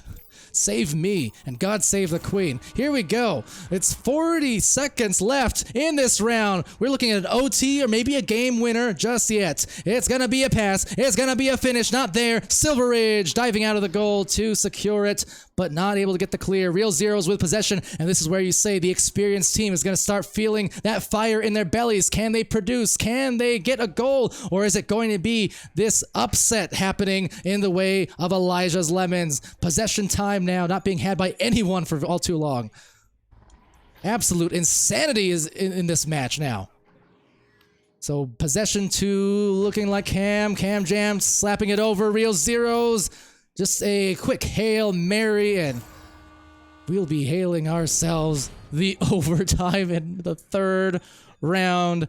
OCE, you never disappoint. You never ever disappoint. Here we go. My goodness. So, 3rd round, overtime, and I do believe this is the 2nd overtime in a row. Someone correct me if I'm wrong. But round 2 ended in a similar fashion. What are the results going to be here? Leviathan, the reigning defending champs, Rosh, the shield, but the stun coming in from Rilo. Now they're going to send that to the mid lane where Caltex is there to pick it up. Caltex turning and looking for a bounce shot. The heroics, could it be? No. Snag by Zeros, and Zeros ejects that into the midfield. Caltex meeting them there with a slap of a clear. And that's going to go right underneath the reach. Oh no! That was almost a costly error there, misread by the defense. Still yet, though, Elijah's Lemons now on possession. A goal here wins it, but a dive from Silveridge. Absolute madness as the stacks unfold down the floor. It will be grabbed, it looks like, by Real Zeros. Zeros lining it up. The stacks now fully back on defense. Cam Jam G contesting Real Zeros. Real Zeros backing it to Silveridge, who's able to snag it with a second to spare. Real Zeros now from that bottom of the floor. That pass down below, and another big defensive plays, this time from Rilo. These teams are absolutely on fire on just their stacks, their defense, everything. They just need the goal. Could it be? Could it be? It's Lomit! They got it! Elijah's Lemons have just sent the defending champions into the lower bracket. And they are going to secure their spot into day 2. Unbelievable turn of events here.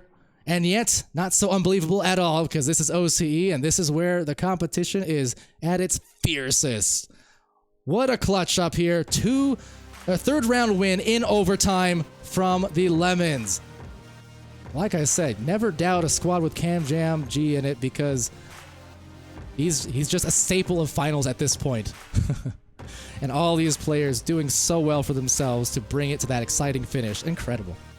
Again, keep in mind now as I go to the stats screen that they are not going to be complete on this particular stream, because I was only here for the 3rd round. So there's going to be inaccuracies there. Absolutely. But again, the full match itself, it was casted and recorded by Wonder Team and Doc Education. So although it's not live currently due to some tech issues, they will be uploading the full 3-round match later on to view that. So you guys joined me here for this one. This was just the 3rd round. But what an exciting one to be in. I'm glad I joined that one for sure. That said, all right, I'm going to now go to an intermission again and kind of resort all the assets and whatnot, because we do still have one more match, and it will be an elimination match in the lower brackets. So do stay tuned for that. It's going to actually be Leviathan versus Astria, I do believe. So, in fact, I'll bring up the brackets for you right now. But, yeah, incredible turn of events here in OC, as always. Wrong one. My bad. I'll bring up the brackets now. And yeah, so okay, will be Forsaken versus Villain. And that will be the unstreamed match that will be recorded by Doc and Wonder. But meanwhile, on this channel, we will be joining, once again, Leviathan live for their match against Astria. And that will be an elimination match indeed. So I know Astria's been waiting the last hour or so, kind of chilling there, waiting for the results of this match. Leviathan, they're going to be going in warmed up. But the question is, how are they going to be in terms of the mentals, the emotionals, things like that? That is going to be the true test. So, with that said, to an intermission, I won't be gone too long. We will have your final match of day 1 coming up next. Stay tuned.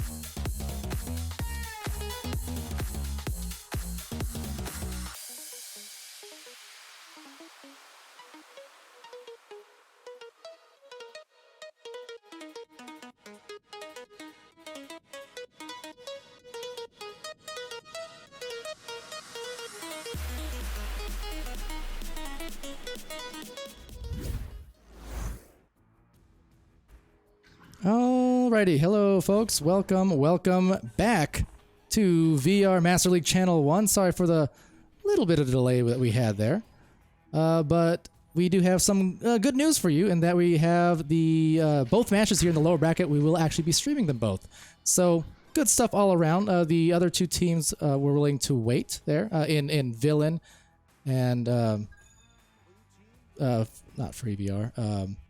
Refresh my memory, Doc. Villain and Forsaken, that's right. Forsaken, yeah.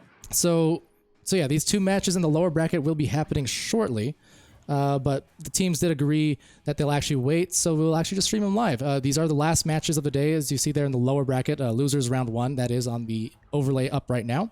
So we'll indeed be streaming Leviathan and Astria here first, and then right after Forsaken versus Villain. So thanks to the teams for being willing to wait. If they were not unable to, we would have also been able to get them locally recorded and uploaded later. But this is the much more exciting option, I feel like, Doc, especially given how awesome that these matches have been, both on this channel and so I've heard on your guys' end as well. Oh man, both games were amazing. Elijah's Lemons Villain, that was a 3-rounder. Lemons won the first round, lost the second round, and won the third round. So very similar to the way they pulled off that second round win. And it was also, I think there was an OT as well. There was just like, there were last second heroics all the way around. I mean, the first round, I mean, you guys are going to have to rewatch that match because the first round, Elijah's Lemons, I won't reveal it, but let me put it this way. The ending of the first round of the Elijah's Lemons Leviathan match is out of this world. Out of this world. Just incredible. And then round 2, also insane, also came down to the last second and went to overtime. So there's a round 2 and a round 3 overtime in that matchup. And then again, in the first round, Lemons against Villain, it was also a round 3 and very close in round 3 as well. So it's just been an absolute pleasure to dip in. Don't get a chance to see OCE as much. I know we always wish we could cast some more, and but here we are. It's midnight for me. I think it's midnight for you as well. And I just feel like I don't know. I feel like I'm huddled in with the OCE region. It feels pretty cool. Yeah, I was kind of raving about it on my end too when I tuned in and managed to catch the cast live for that third round. Just saying how you can't expect anything but the unexpected in OCE finals. I've been almost trained for it at this point because the last few seasons, OCE, uncannily so, has had some of the most immensely entertaining finals matchups, upsets. So when you get to the best of 5, we've gotten multiple games go to the 4 or 5 matches, overtimes aplenty, game-winning moments at the very end of matches. I mean, it's only right that we had this much excitement in the first day already. And so despite what these rankings you see here on the ladder are for the season in OCE, you can't just take that as, you know, the definitive, this is how it's going to be. The first seed is going to win. It's going to be against the second seed, and upsets happen. And that's why we find ourselves here with the defending champions Leviathan now in a fight for their whole lives because they are in the lower bracket. They can't afford to lose anymore or else they're out. That's right. And I saw your matchup, what was that, Free VR against Forsaken, and Forsaken took a round. Took that first round. So so nobody, you know, there's been blood, you know, sort of everyone's been blooded, so to speak. Everyone's kind of lost a bit, have shown a little bit of vulnerability. And I'll tell you what, I mean, I don't know what you felt or if you caught it all, but Elijah's Lemons is for real. I mean, they didn't take that on luck or just Leviathan playing poorly. Leviathan played well, and Elijah's Lemon just kept punching. So here we are, Leviathan, as you say, they have lost a round. And so if they lose this one, their tournament is over. The OCE back-to-back-to-back champion, and they start off with a huge stop from Opal. Opal. It's absolutely insane in that goal. Even in the matches earlier, same thing. Just showing that incredible propensity and ability to defend inside that bubble and get those great grabs. The only place where Astria was struggling earlier in their matches when it came to turning the defense into offense, essentially, and being able to get their stacks a little bit faster, things like that. So I think a telltale sign here to watch, as they'll need to defend again on a backboard play. They do. Of course they do. Opal is no joke. Wow. 2 huge stops by Opal, but the onslaught continues for the defending champions. Leviathan striking first here in round 2, despite the steel wall that is Opal. Do we know what is it? Opal Fausch, Opal Foosh, Opal Foch? According to Cam Jam G in the chat, Opal the GOAT. I agree. Opal the GOAT. Not gonna disagree with that one. Amazing defense for sure, but the offense here still impending. Leviathan might score twice in a row, and they do. Right off the corner, and Opal was there, but also stunned at the same time. So well-coordinated attack to put them up by a couple goals. Yeah, nice work there by Leviathan. Really taking it to Estrella right from the beginning. Estrella having lost to Forsaken.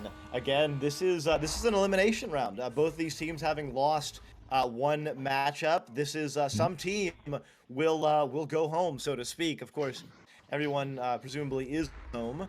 But really, where are they? They're in VR. They're in outer space. They're in some alternative reality where they can float and move and experience all the beauty that is Echo Arena.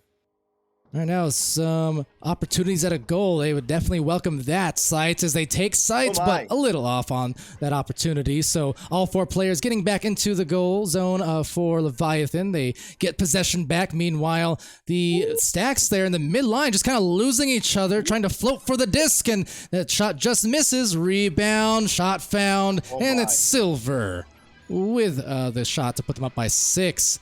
Good looks, but those stacks again from Astria, they just kind of got lost in the middle there. They allowed that lane to be filled by some speedy Leviathan folk. Yeah, just a little too much time, and the pass there, that turned into a clear-in. It was just barely out of the outstretched hands of the backline player for Estrella. Yeah, that's the difference between success and failure. Oh wow, what a pickpocket, Koala Kid. Trying to send one in. That's got a shot. Oh, I think it was going in, but man, it came close. Yeah, indeed it did. But nonetheless, possession going back now to Leviathan in the midfield. For how long is the question? Apparently not very. Opal, the GOAT, with the disc and backing it out across the way as Punda tries to assault. Meanwhile, Soggy Buddings taking care of the grabs and trying to hit Punda down below, although unable to reach. So this is going to be all up to Soggy now on this one, just diving in, and the dish. I love it, to zeros, and they love it too because they're up 8-0. Yeah, nice work there. Beautiful cut, beautiful read, beautiful pass, beautiful finish. Nice work by Leviathan, and credit to Leviathan. I mean, again, defending back-to-back-to-back champions, having lost in kind of shocking fashion, or I'm sure they did not expect, at least, to lose that. But coming out here in their second round matchup, and so far, showing absolutely no mercy. And Real Zero's cutting in, and maybe looking to mercy, on pace for a mercy, up now 10-0, with about half of the first round over. Yeah, unfortunately for Astria, just some flashbacks almost to the earlier streams where they've shown the ability to defend, but then it gets a little bit muddled when it comes to finding their offense, getting some clean passes, clean rollouts like this one. It's starting to get away from them. A Leviathan team, I'm sure Astria did not expect to face here in the lower brackets for that matter. I'm sure they are prepping for Elijah's just based on historical tendency, rankings, underdogs, and whatnot. They didn't figure that Leviathan would be here facing them to an elimination game, but here they are, and they're down by double digits. Yeah, that's got to be scary, right? I mean, you've already lost one round, and you figure, okay, well, at least the next round will be maybe a little bit easier. Maybe I won't have as much heat, and then here comes Leviathan, and they are angry. Real Zero with the pirouette and the finish, 12-point lead. And this is what I was saying in the last round as well, the last series. Real zeros. One of the craftiest players you will find can score from any angle, and apparently a multitude of ones. When you're doing a 360 is just easing it in like it's nothing. The thing is, that's commonplace for a guy like Zeros. I mean, he made it look easy. It was beautiful to see, really just recognizing the amount of space, the amount of time that he had. And now again on the attack, that'll take, actually right into the hands of Punda. Punda now, Silveridge can't quite connect, and it looks like Koala Kid will be there, but right there is the Silverback Gorilla. But the clear is not going to be good. Soggy Bunning Snags tapping it back on the attack. I mean, Leviathan right now, Palador is just looking in fine form. Oh, they are. I was asking that question a bit on how would Leviathan respond. They are warmed up, but they just lost the round. Oh, Opal, though, leaving nothing to chance and losing that disc. Not losing, but loosing that disc after the clear, after the save. This could be the first goal, in fact, and oh no, the opportunity! Oh, it was too rushed, and they lost their chance to break the eye stock. Yeah, I guess maybe feeling a little bit of heat, or maybe just... I hope they haven't already given up. There is still time, but yeah, Spencer missing a big-time opportunity there, and now right back on the attack are the defending champions, and they are looking with absolute domination in their eyes. Bunning Snags from below. Oh, it's a slam. And they are just torching them at this point. That absolute torturous was that last play because the defense from Opal and almost turned into some offense, and it looked like a guarantee. It should have been a guarantee, but sometimes when it rains, it pours, and when you just don't have that rhythm, it seems like everything that could go wrong does go wrong. And at the moment, Astria just finding themselves at that juncture where they really need to find that first goal, calm it down, because they are in some troublesome waters right now. Yeah, and I mean, we talk about this a lot, but you know, even if it doesn't work out for this round, even just picking it up, I mean, you're 8 minutes of gameplay now without a score. That has got to be affecting your mental as Leviathan continues to pour in shot after shot after shot, not relenting here. Leviathan, still a mercy is a possibility, and you know Leviathan wants it. Yeah. If nothing else, to just ground Estrella down and run out any hope they have for round 2. Absolutely. Just like foot on the throat is essentially what it is. And definitely for a purpose. Leviathan coming in here after that loss, they came out with obviously a fire here in this round, showing exactly why that they are their reigning champions, and really showing Astria that they have come with no mental what am I looking for here? No mental toll taken, I suppose, after the last round. If nothing else, it seems like it just angered them and it turned them into a new beast, a new type of Leviathan here with some renewed energy. I mean, they certainly look like they're in fine form. Punda. Oh, what an ender! Almost with the rebound shot. Bunning Snags can't quite collect, but it'll be 2 backline players in the area for Leviathan. So yeah, with 45 seconds left, just a matter of time. Mercy probably out of the cards. So, yeah, not waiting, not holding anything back. Punda putting it in, 18-0. All right, and with that, the round will come to a close in the next 20 seconds or so.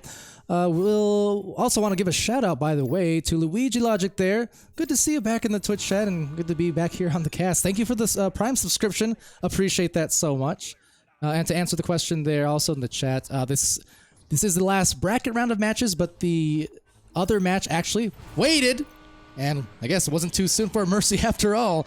Last second goal there to end it. But yes, we will have Leviathan versus Astria here the next round or 2. And following that, Villain and Elijah's Lemons actually were both willing to wait to be casted live as opposed to recorded, not live. So you will have actually 2 more matches here, including this one today on day 1. Yeah, the second match, the next matchup being Villain against Forsaken. Or yes, excuse me. Villain versus Forsaken. Elijah's Lemons, of course, we will see them on day 2 because they're the ones who sent Leviathan here into the lower bracket against expectations. So they've got themselves a nice, comfy one and done type of match here on Elijah's side. Yeah, and if you missed that one, that Elijah's Lemons against Leviathan matchup, so good. Rewind it because I'm looking at it. Round 1 goes by 1 point. Round 2 goes by 2 points in overtime. Round 3 goes by 2 points in overtime. Yeah, unbelievable. Insane. It's been a pleasure, and again, so both these matchups that are coming up, this one and the next one, are both elimination matches. So Leviathan and Estrella here both have lost a match, and it is double elimination. So whoever loses this is their tournament, their season. It's all over. And same thing with Forsaken and Villain. So there's a special kind of energy, Palador, when your back is fully against the wall. Indeed, and let's see if this caged beast in Astria can come back and make some noise. Otherwise, oh no, the Leviathan beast will just continue to feast, it seems. It's Silveridge from Soggy, but that was just efficiency off that joust. Everyone getting a piece of the disc, and no wasted movement, Doc. Loved to see that from a team play perspective. Yeah, they're just continuing to cruise. They're fully in flow right now. Oh, what a stun out by the player that's adding on the 1-2-1 attack. Flew in. Oh, they're making it look real easy right now. Our Leviathan, they've definitely just continuing to turn it up. Yeah, absolutely. And Astra continuing to just attempting to weather the storm, but it just might be at this point maybe they're feeling it's too much to overcome. I'm not sure, because for as much as they have been great on both the matches I've casted of Astraeus today in terms of defense and things like that, it had a real hard time getting it into the offensive line as often as they would like. And against this Leviathan team, for as great as they are on offense, they are a very complete team when it comes to defense too and midfield play. So it's a real tough mountain to climb, I think they've got from here. Absolutely. Especially the way that Leviathan is playing, they're not letting anything out there. Their one-on-ones are really nice. There's real zeros, adding a little bit of steez. Oh, Spencer with the stun out and the clear. Now, that's the one thing you do have to be careful for, because I think we've all, as casters or viewers in general, have seen it happen where sometimes you do get a little too much steezy, a little lax. Those are the times where you can actually open a window for teams to come back against you. So you got to be careful, but I think they're still feeling in pretty good control with passing plays like that. That they are, yeah. They're just really looking out for each other. You can tell their arena awareness is on point. They're reading the disc well. When they're getting the disc, they're tapping it to a teammate when they're under pressure. They're resetting it when they're under a little bit less pressure. They're attacking when they're not under any pressure. They just really, Leviathan is reading everything right now. They're Soggy. Beautiful. Look at. That's like, yep. In flow, right? An immediate steal. Soggy knew exactly where Real Zeros was, posted up for the easy 3. They're absolutely slaying. Yeah, absolutely. Slaying is correct. You look at this roster, just they're full of players who you separate them out and fan them onto other teams. Offensively, they can all absolutely carry a load on any team. They're all such gigantic threats on offense. On defense, they're so cohesive and just well communicated. You can see that wherever they are on the floor. Look at that. A turnover cause, they're already looking for their stacks and now splitting off. It's a tough team because individually they're great. As a team, they're even greater. Yeah, they're really showing the teamwork right now. The passing is just on point. As Soggy inverts, Punda under pressure, so Soggy just holding on. Silveridge cutting in, seeing the one open player, and again, maybe just a little casual there, cutting in by Real, just floating in a little bit rather than looking for a juke or a teammate. But in any case, as we mentioned, they feel probably pretty good, although as you called out, Palador, there's 6 minutes left in this game, and they only have a 9-point lead. So Estrella absolutely can make a comeback here. So Leviathan needs to score at least a couple more goals for real safety. Yeah, much agreed on that point. Like you said, some of the passes may be a little more casually received and into the bubble, not going with that as much aggression, foot on the pedal type thing. Then again, they don't necessarily need it in the sense that they have the time advantage for sure, but they do, there you go, need those scores just for a little extra buffer with this amount of time left. Because like in those situations, 9 points, say they turned it over a few times on those attempted drives, and then Astria did come in and score a 3 off of one of those. Well, then suddenly only a 6-point differential with 6 minutes left. That's where you have a game again and potential momentum shifts as we see happen all the time in Echo Arena. But they're in a much better position now. And there's a chance right there. At least that's a 2. And there was that open 3 that was just barely missed by Estrella right before that 2-pointer. So definitely could have happened. And then we see this time and time again as well. Now, for the first time this round, Leviathan is on their offensive joust. So a turnover here, a little bit of defensive pressure, a 2 or a 3, and this game is completely over. So let's see what they do on their defensive joust. And looks like they have collected. Koala Kid gonna deliver it in. It's gonna bounce deep into the bubble. Multiple players there. Spencer is there, cutting in Koala with the shield. Oh my! Just barely missing the 2. So opportunity missed for the moment, but immediately back on Koala Kid, and they've delivered. 7-point game, 4 minutes left. In the chat there too, see, so only 9 points, Agent. Also, shout out to you, good games earlier. But I will respond to that because look, free VR. You say free VR is untouchable. Well, free also dropped a round, if I recall. Also, you say it's only Leviathan, and it was only Elijah's Lemons. They were only the 4th seed or what have you. And yet Leviathan lost that and then found themselves in the lower bracket. So the moment you say only this, only that, this is a guarantee, this and that, that's the moment you get surprised by free losing a round and Leviathan going to lower bracket. Expect the unexpected. It's finals. It's not over till it's over. Right. All these teams have come to play, and all these teams, I mean, there's nothing to lose. Whether Estrella had any kind of nerves or whatever in round 1, I mean, in round 2, like, you literally have nothing to lose except losing. Like, you just got to play the game and throw everything you have at it. So let's see what they can do. Oh, Opal almost able to get the save, but bothered by the attacking player there. I didn't quite catch who that was. Looks like it was the real Zeros doing a little bit of work. Victoria's saying, Elijah's, you absolute mad lads. But indeed, see, that's why I'm always thrilled to cast these OCE and especially the finals matches because there's been so many surprises and big overtime moments, round 3 or even round 5 moments. So I just sit back and enjoy it. You have your favorite teams, but it especially these last couple seasons, 2, maybe even 3, they've had to work for these victories. It's never just an easy road, it seems like, to the top, and that's really the case for all regions, but here as much as anywhere. But that, what is it? What's the saying? Steel sharpens steel? Yeah, exactly.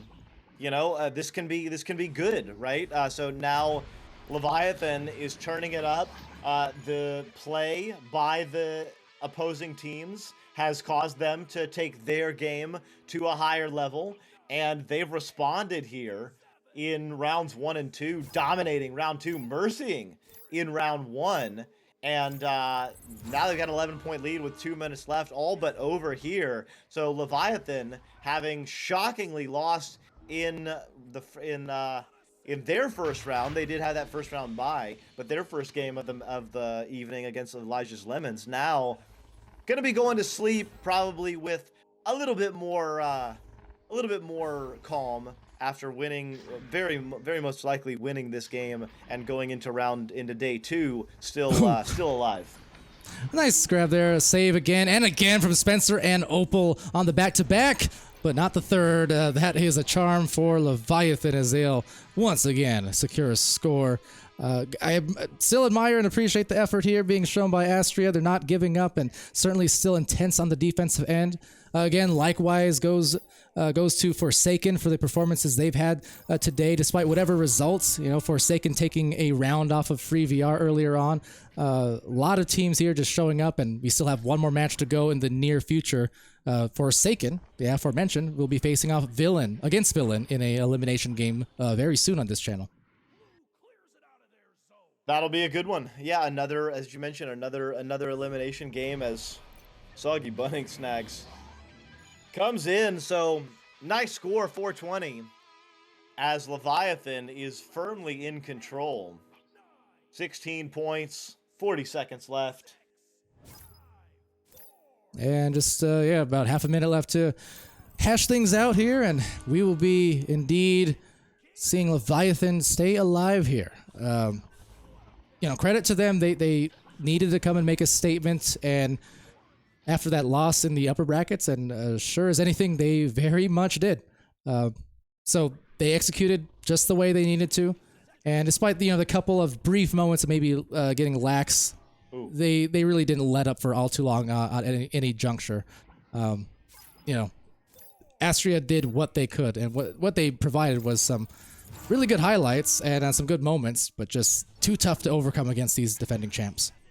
Yeah, some nice saves. Opal has got some shots in the portfolio, that's for sure.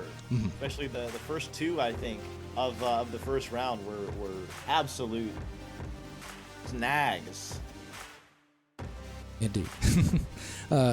Absolutely, all day long as well.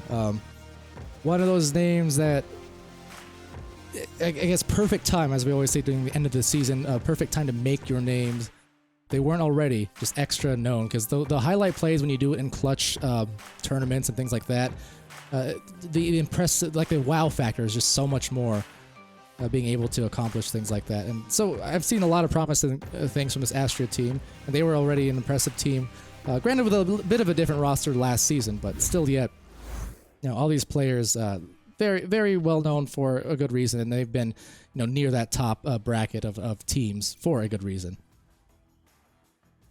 Well, thanks. Yeah, thanks for the show, Estrella and Leviathan. It was a good one. Maybe not quite as stellar as the Leviathan versus Elijah's Lemons. Again, if you're just tuning in, if you miss Leviathan, Elijah's Lemons, you got to go back and watch that. And to start it off, there's an appetizer with Elijah's Lemons against Villain.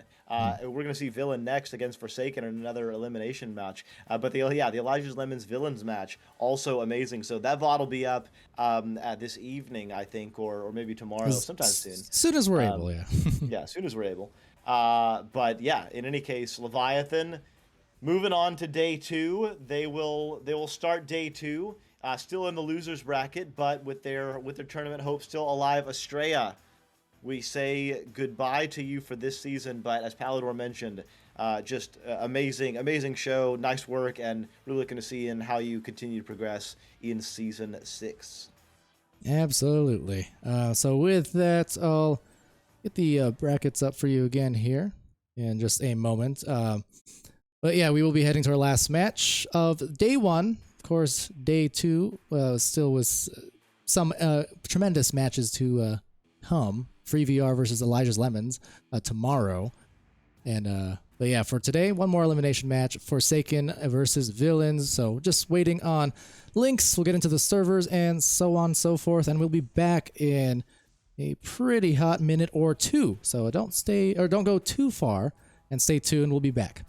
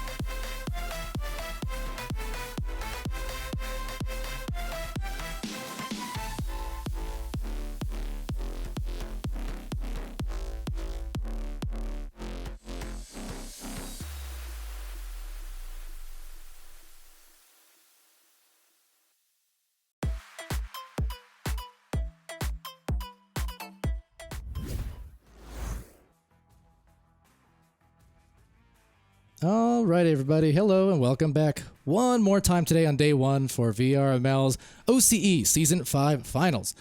On the cast and cams, I'm Palador, being joined by Doc Education here. We have Savannah on the moderation end of things, helping us out. Shout out to Wonder Team Man also for camming and casting those matches with Doc earlier on the other channel, sort of. You know what I mean.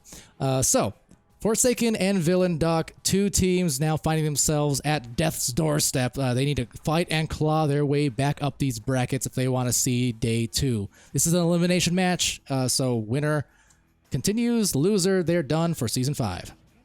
Yeah, that's right. So I love. We were talking about it in the last game. I love that energy. I'm sure you're watching the NBA playoffs. I am too. So I got that playoff vibe.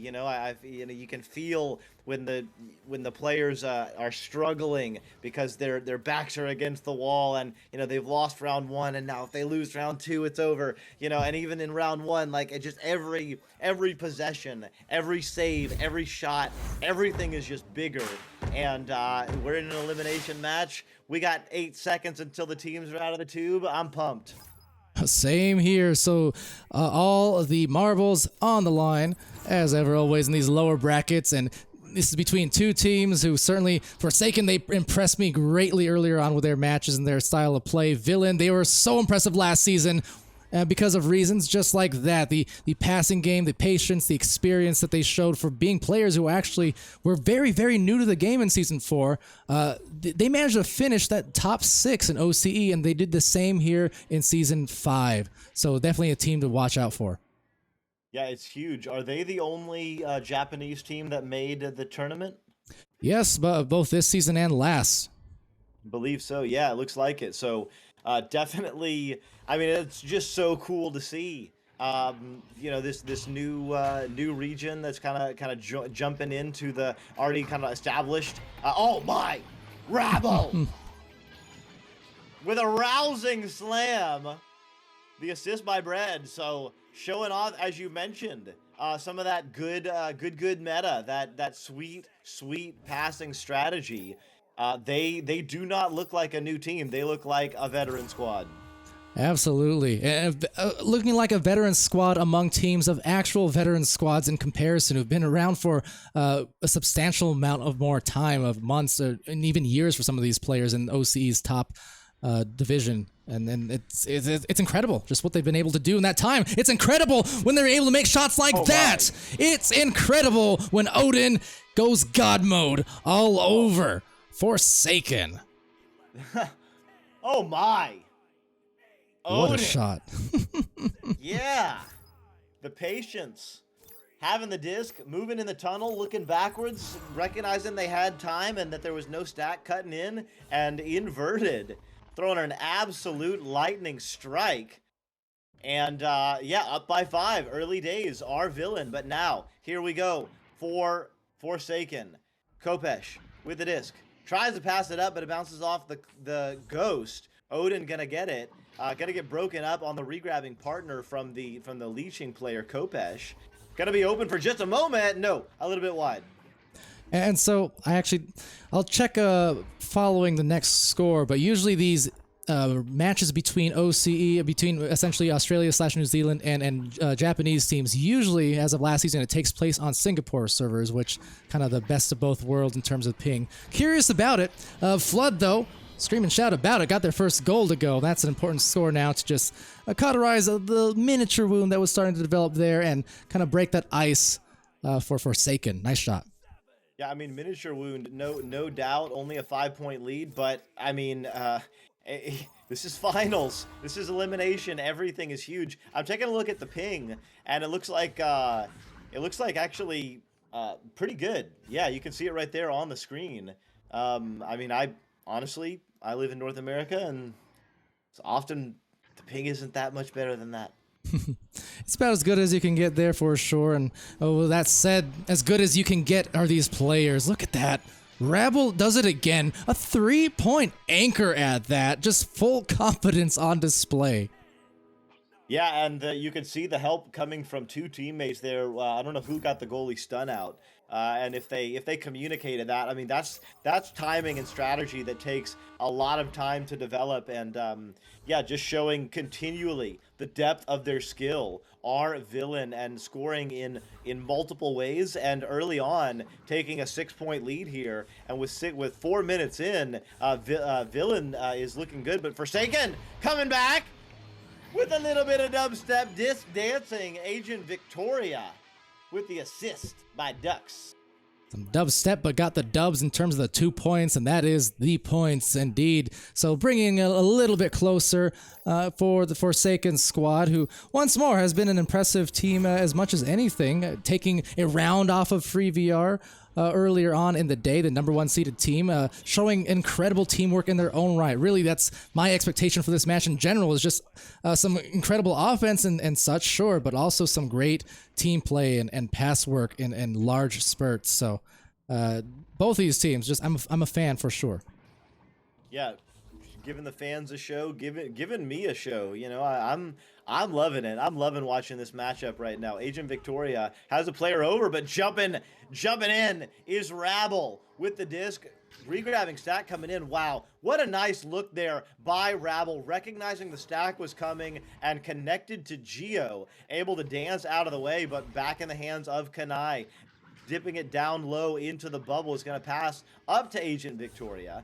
And with Ducks and looks like Flood able to get some speed. Flood, goals open for just a moment. Oh, but Rabble coming in. So again and again, Palador, on offense and defensive side, all of these players showing some serious skill. Agent Victoria, no. Hey, oh, but Duck says yes, ducking right below the goalpost to come out with that one. And that's what I mean. Even though that first shot attempt didn't go the way they wanted, the passes that led up to that is what counts, and is exactly what I'm talking about with Forsaken squad here, and why they have such a bright outlook as a team, and even in the context of these brackets, that's how you get it done. Yeah, exactly. You're going to have mistakes. Oh my, Flood. Oh my! Parting the waters on that one. 9-8. Wow, Flood drawing blood, and much like Odin from that tunnel earlier on with a 3, well, Flood says I can do just the same. Insane hits with full confidence just as well, and it's a 1-point match in favor currently of Forsaken. And stepping it down. Oh, can't quite connect with Bread. It's going to tap in Agent Victoria in the area. Tries for the reset, but it bounces off the pole. They will connect with Flood now. So for the moment, under control are Forsaken, but with a 1-point lead and 3.5 minutes left, Palador, this round could go to anyone. Indeed, we've already gotten overtimes today. It might get one here just the same. Very closely contested as it's picked up by Villain. Villain with a pass. Not a lot of momentum behind the shot, but they still got it to go. 11-9, and Kanai, yes you can. Wow. A bold shot. But able to float it in. The goalie had gotten back in goal, but didn't quite have the time to turn the head around and locate the disc coming in. So the windows of opportunity, Palador, are very slim in this game. Oh, cruising in. Flood, but right back there. Bread. Yeah, that was a chance to maybe tie up the game, but instead got tied up with the brawls in the clock area. That bounce is going to go right into the bubble, setting up some potential scores, but fortunately for Forsaken, they were able to get the disc slapped out of there before it gets all kinds of disarray in the tunnel, as it often does. And now teams just filing on their stacks quickly down the line. There's the tie from Flood after all. Got it to go, just took an extra 30 seconds or so. Wow. Well, I mean, the way this first day has unpacked, Palador, I would not be surprised by an overtime, by a round three overtime. I mean, we have seen it all, and it is 11-11 in this first round elimination match. Every round is absolutely huge. Whoever wins this is going to be feeling really good, and whoever loses this round is going to have a very tough time in between rounds. Reset goes to Rabble. And the defense, not content with waiting, they pressure pretty well. But that said, the passing may be even better. There's Bread. Bread left for Bread. And they're not zombies. No, they're alive. It's 13-11. And they're reaching for that win here in the next minute if they keep this up. Just really smooth by Bread. Odin going to the shoulder, recognizing there were multiple defenders and drawing all of the attention. And then Bread just cruising in. They were posted up on the post. Beautiful spacing. So yeah, again, really nice work there by Villain. And oh no, the backline players have missed it. This is an opportunity for Forsaken. Goals open, pass back to Nest. Ducks, goes in, but Bread again. This time on the defensive end, making a big time stop. Well, that's Bread, and now can they find the butter? No, a shot missing, but a rebound gotten from Odin. Odin down below, they'll go again. Rebel with a touch, a little too much. Goes off the top of the post, rebounded by Agent Victoria. Big rebound here, big plays ahead. Not a lot of time, down by 2 points. The disc going back, though, to Villain, and they'll lose it once more, though. Bread takes it over, wise reset, well communicated, and they're draining this clock. There is that veteran-type experience that you've seen from this very young team with one more pass, and they are just securing this through that clock management, if nothing else. Look at that. Beautifully done. Wow. Odin with the punctuation. Not needed, but certainly appreciated by the fans and by the teammates. Villain strikes first, taking round 1, and putting Forsaken definitely fully backs against the wall. If Villain can take round 2, Forsaken will be done. And it's a battle. What more can you say? This is one of the case, knowing these two teams and seeing how these teams have played prior seasons and especially today so far. I don't want either one to lose because they both are playing so well and so team oriented, and those are the kind of reasons that just make me love Echo all the more. Anyone who knows me as a player, caster, or otherwise knows that the team play is just it's the best part about Echo easily, and these two teams in particular are so talented at executing that type of gameplay. I don't want to see either of them gone, but I'm thrilled to see what they come up with on each and every possession. Again, with Villain towards the end there. I mean, that's so masterfully executed. Clock management, the back passing, the communication. They were so calm in that storm. It was great. Yeah, and I mean, as you mentioned all throughout, it wasn't just that one play. They scored often. I mean, they did have that one beautiful shot, that one beautiful strike by Odin in the tunnel. But a lot of their scores came very easily, cutting in the ball. I mean, I say easily. It was easy to make the score. The setup for it was where they did the work with the back passing, the side-to-side passing, the spacing, and then delivering to the cutter just like this. Look at that. Oh, man. Kopesh. Oh, my, but the defense too good on that one. Red gets the rebound. Beautiful tap, but it doesn't go to the right place. And now, again, a nice reset under control here by Villain. See, this is what I'm saying. Just watch. I know it didn't produce a score because of that phenomenal defense from Forsaken, but just plays like that, the passing plays like Villain executed there. I dare you to find me teams in any region who execute better. That is right on level with any other top team across the leagues. It's just so patient and precise. And look at that. The pinpoint save from Odin, the offense and the defense here today. Oh my God. We're seeing it everywhere, Palador. All of these players are stepping up and showing us what they got. Goals open for the moment. There is a lot of stunning flying in now. Ducks. Oh my! Rabble just took a second too long. And Ducks got in and got another huge save. It's 0-0 right now. And there have been so many good opportunities.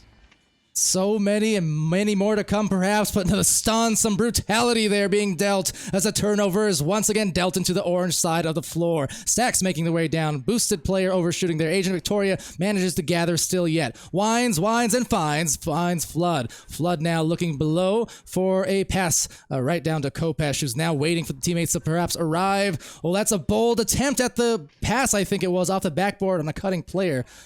Either or does not produce. A turnover again, and down they go for Villain. Maybe open goal here.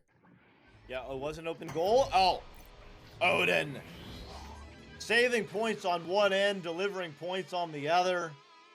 Inverted. Dinged it in. Villain striking first again here in round 2. Yeah, a miniature scoring drought happening the first couple of minutes, but sure enough, you leave that goal open, these players will capitalize on it more often than not. And with that, they got their first score. They might even have another one soon. A big stun, though, from Flood to take that over and attempting to be patient as they can, not get rid of the disc too fast, and just waiting for those stacks to gather. But a lot of those defenders really clustering them up there in the midfield. Yeah, and that clear is not going to be good, although they will recover. That clear will go, actually kind of stick still in the mid, but it is picked up by Rabble, who, again, Rabble showed a lot of skills in this game, and before, some beautiful jukes, avoiding the defense there, and again, a reset Palador. Absolutely, and winding their way around that stack. Bread trying to break them up. Meanwhile, let's see how that cookie crumbles, and they are rumbling here for the 5th point. Look at that. Drag out 3 defenders, pass, dunk. No wasted motions whatsoever. Yeah, that was just nice. I mean, Rabble doing so much, interconnecting all of that play, getting the disc, making the backward pass, getting the pass right back, delivering it over to the open teammate on the other side, and then immediately cutting in and getting into the proper place. Oh my! Oh! Agent Victoria! Agent of Chaos, Doc. I mean, amazing. She'll take it. 3 points is 3 points. And, man. But, yeah, so now first offensive joust of the round for Villain. They do make it through mid, and now everyone has touched it, and they've reset. So you know we've got all the makings of a good play. Although Flood making a great defensive play to Rabble under pressure, and now they've got to move. They did get one regrab coming. They've got a little bit of speed, although Odin comes back first. Flood and Ducks did a very, very good job defending that midfield, but they need to find some offense, and they just might. Another ding, a grab, and Victoria goes back to back from the back to the front, and they will bring themselves to a tie. Catching some heat now, looks like. Nice one there, Victoria. Filling it in, tying it up. 5-5 with 5 minutes left here in round 2 of this elimination match for season 5 of Echo Arena VRML. And so phenomenal this has been here on day 1. Already so much excitement and some unexpected wins, losses, and what have you. But these two teams, they are just really neck and neck across both of these rounds. Not very much separation at all. Hanging in there. We're in the final half of this round. Could be the final half of this series, depending, as a defending was Odin, whether he wanted to or not, off the noggin it looks like, and Villain overtakes and sends into the tunnel where Kanai is overtaken by Agent. Agent Victoria passes over to the open player, now to the cutting Flood. Flood one-on-one with the slam! Beautifully done again. Put in right over the fingertips, look like. It would be easy for a lot of players, and even I'm still guilty of it all the time when I'm playing. Just rushing yourself into a shot you don't need to rush into. If that goalie ain't committing to the dive, just bring it right in, over them or under them or whatever. Nice recognition, if nothing else, on the offense. Totally. Now a reset. Bread inverting. So moving up under pressure will reset, but Odin was covered. Flood now getting the stun out, looking for a window maybe. Will take a shot. Will it go in? No. It doesn't take a favorable bounce. Agent Victoria going to make a nice redirect there. Ducks and Flood are right in the central area on the nest. Too much traffic in the goal. Goalie had no chance on that one. I think it did go off the goalie's head there, Odin, as it went right into the goal from the top. But yeah, Forsaken, after giving up 5 points to start this round, is now on a 9-0 run. Yeah, indeed. Odin here with a disc and bouncing it over. Seen that roll out a couple times for them, kind of over the cloud, passing to the trap. be Bread with the disc and has to be careful, otherwise, well, you saw that one coming. Flood and Ducks have been a very dangerous pair here so far in this round and might be in position to score, but somehow, some way, Odin is able to get a clear through 3 defenders, now enabling maybe an open 3 on no defenders. These guys ain't pretenders, they are contenders. They're within 1. That was pretty good. I mean, Villain with an amazing defensive stop, a beautiful regrab in the mid, and then a mail slot delivery from Rabble. Cut the lead from 4-1, 9-8. Forsaken on their offensive joust over to the right side. Ducks now trying to deliver it down to the teammate, but it'll take a bounce off the wall, and the back stack gonna pick it up. Oh no! Goal's open! Oh! Yes! The tide is in on that one, and regaining the 3-point lead is Forsaken. And the force taken by Forsaken. What a grab there, and managed to let go of that disc and let it carry itself into the goal just as the stun came out. Excellent moves from Flood. They are feeling it, no doubt, in these final 2 minutes, up by a precarious 3. Now in the trap, Bread passes over to the right side. Oh my, the back stacks. Forsaken has really turned up their defensive pressure palette, or they've gone to this very aggressive double stack defense, and they're getting a lot of steals on the offensive joust for Villain. And we're at a juncture now with only 90 seconds left. So we often say these final minutes or so, and in close games like this, any play that happens could be the game decider, especially that one. Oh, that's a bold shot to take. 360 fling to attempt to ice it. One of those shots maybe you want to get back, and Agent Victoria says, you know what, I think I will. Punches him out, sends it on the pass, and there you go. They're up by 5, and that is one heck of a way to do it with 1 minute left. Man, Forsaken doing to Villain what Villain did in round 1. Beautiful one-on-one wins, and then incredible cuts and an easy finish one-on-one against the goalie. Forsaken with a 5-point lead. They need to score quick, do Villain, and turning it over is not going to do it, although maybe going to be right back in the hands of Villain. Let's see who gets it. Flood. Oh, gives it up. Bread. Oh no, Kopesh loses it. Now it's going to be sent over to the blue side, and it looks like time is really winding down here, Palador, and it's looking more and more like we are going to see a round 3. And I wouldn't have it any other way. What a great round this was from Forsaken, showing that they were down, but they are not out. And for that matter, neither is Villain. They're still playing defense to the last possible second. But Agent Victoria, some deja vu there on the spin around dunk. And Agent Victoria, definitely one of the big factors here. Really, the whole team in different areas. But Agent Victoria, I think, got them started with that unlikely bounce 3. Even if you didn't expect it, that was a momentum-building 3. They carried that into this victory by the end of it. Yeah, I'd forgotten about that. You're right. That broke the seal. And at that point, Villain was up 5-0. So that 3 definitely was big. And then I think they got a quick 2 after that and tied it up. So yeah, you're absolutely right. But that's the way the playoffs goes, right? That's the way.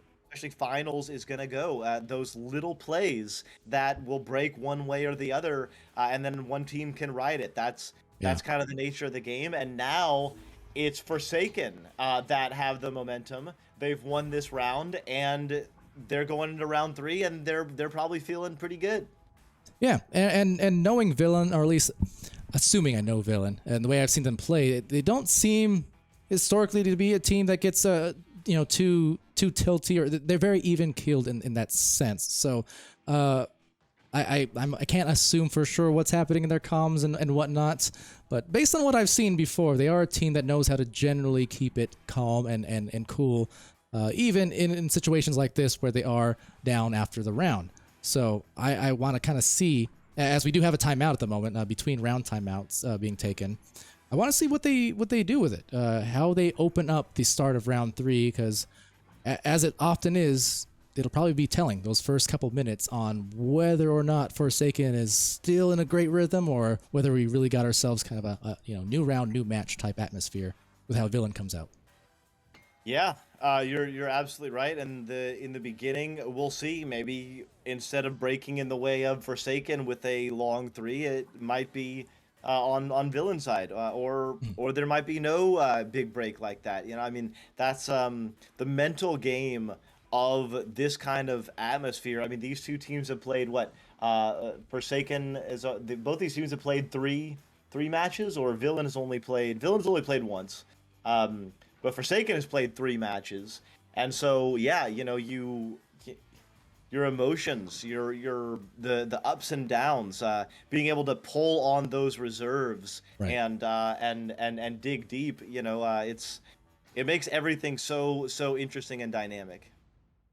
Oh yeah, it really really does, and that's why. Because look at these brackets now that we have pulled up here. It's again you had Forsaken really impressing against Astria to open up the stream here on VRML one a few hours back, and uh, again you had Elijah's Lemons. They 2-1 villain, and went on to 2-1 Leviathan to send them to the lower brackets. That was crazy in itself. Then you had Forsaken opening that second match in the upper brackets versus Free VR, the number one seeded team in this league in OCE, and they went and won that first round and really forced Free VR into an uncomfortable position, a rare uncomfortable position where they had to come back and reverse sweep, which they did to their credit.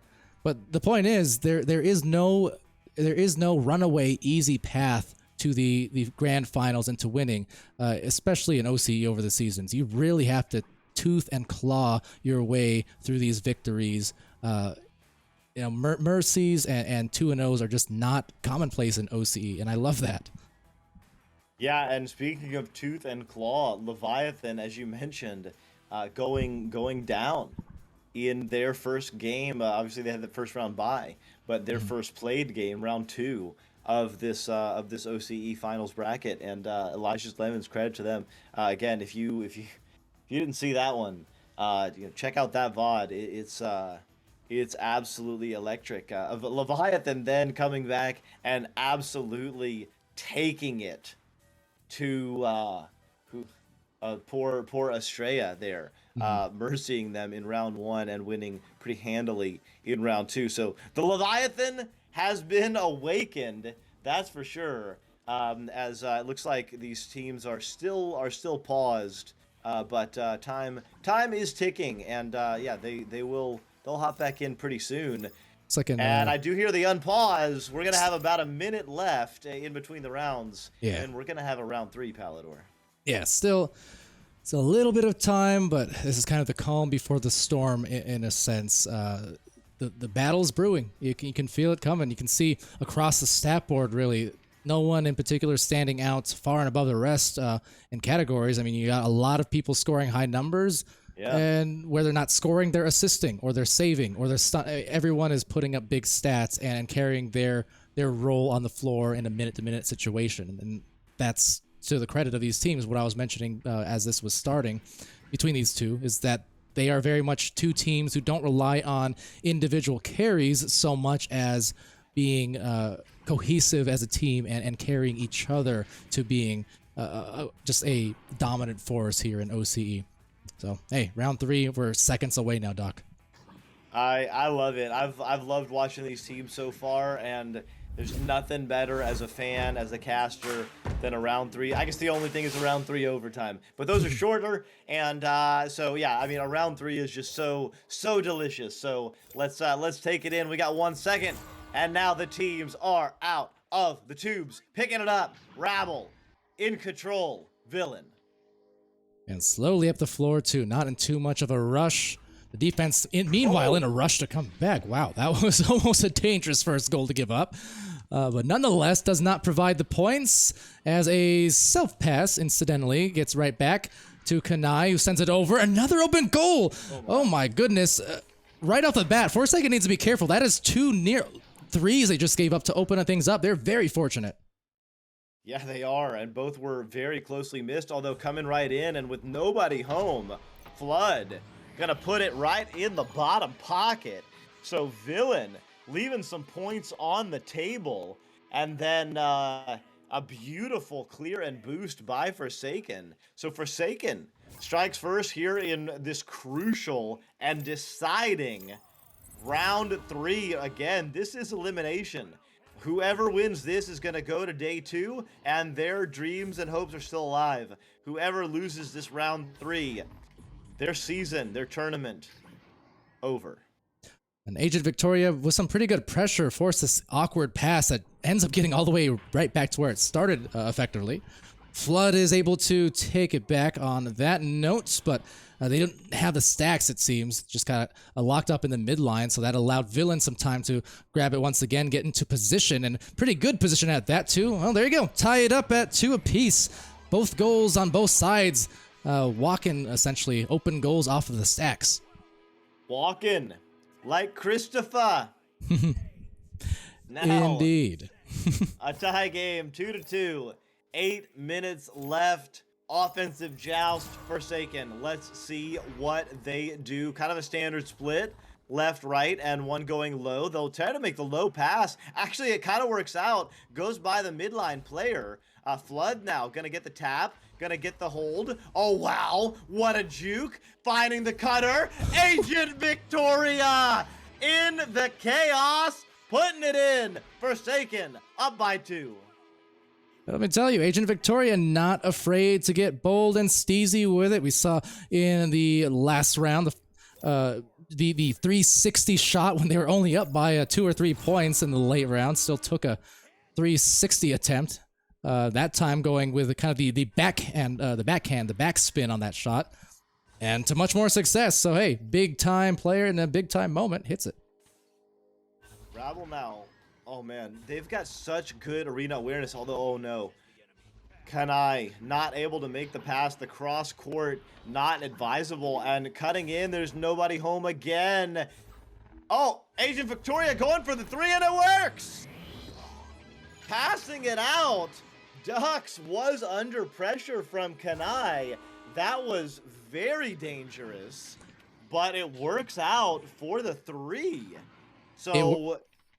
yeah, Forsaken up by 5. It works out very nicely. That's almost again throw back to my initial playing days. Same kind of thing where it's those little things that do make a big difference over the course of the match. Now you don't want to force the 3 where it is necessary or where there isn't actually time, but just any team who's able to go in there like Forsaken just did and recognize in real time. It's easy to see when we're spectating here from this God view and talking about it, but as players, to be able to recognize in real time that you have an open goal and you have a lot of time to make it and get in position for a 3, things like that, that's really what separates teams up the ladder, basically. It makes a difference between, say, a bronze and a silver, silver and a gold, gold and a plat and a diamond, etc., etc. Of course, diamond and master. So I love seeing those little things and also making them a little bit of a talking point on stream because they go underappreciated sometimes, but I mean those little moments add up to so much over the course of a season for a team. Totally, and I mean in a round 3, every single point is absolutely monumental. I mean, being up 6-2 is great, but then yeah, you score a 2 and you're right back in it. You're only down by 2, but I mean that 3-pointer is so significant, especially at this level, because goalies are just so good. You can't bet on a 3-pointer, but and teams are so good at getting back to put a goalie in goal that yeah, 3s are just kind of like they're kind of like unicorns. They happen a lot more rarely. Yeah, and just having the amount of time to take that, absolutely, especially in that 4v4 meta. And yeah, I know, chat, I know, Silver Ridge and Jim kind of saying Palador is going into back in my day mode, but, sometimes you gotta throw back to the days before there was such thing as a meta, because back then, everyone who was in the game, and a lot of them are still here today, but everyone was still figuring it out, there wasn't a playbook or a VODs to review, it was all figuring it out, and it's kind of nice to see that progression, and now it's how much it's developed over the years. And besides that, I'm not totally washed yet. My team still finished tied for second in NEPA. I can still flex that, so I'm not totally washed. Now, give me like another 2 years. I'm pretty assured that I will be, but For now, I can barely hang by the threads of the modern Echo meta and how freaking fast it is.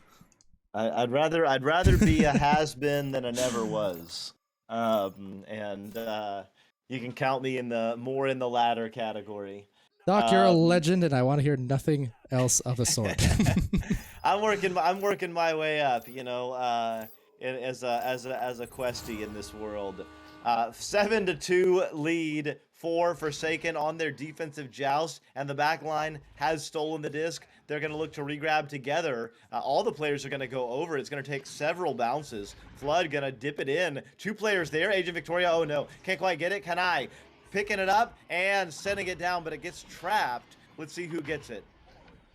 Will be taken by Forsaken, and Forsaken on the bottom of the floor. Duxy, that is. Always switch between Ducks and Duck Z. It's kind of a tradition at this point, but they're searching for some success after this timeout for Villain, that is. They really need to put that timeout to good use and see if they can't come away with a goal here, as we do get a lot of disarray in the midfield meanwhile.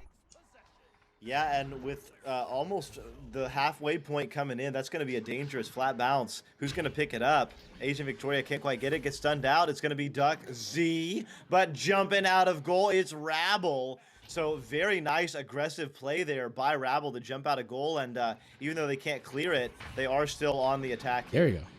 Well, there you go, knocking it loose and shooting it free off the ding. Unfortunately, it's Flood with a rebound right through midfield into the interception. Always a dangerous place indeed, and just the same, has it stolen as it goes the opposite way into the blue zone. Stacks coming together quickly and have to avoid it, and they do. Rabble with another clear to midfield, and those midfield clears are producing turnovers almost every time as the dime mighty finds a Flood. Nice work there by Forsaken. I mean, we saw this in round 1 from Villain, just the very calm, collected play, the spacing, the passing to the cutter, and the one-on-one against the goalie. It's like a formula. It's like an algorithm for scoring.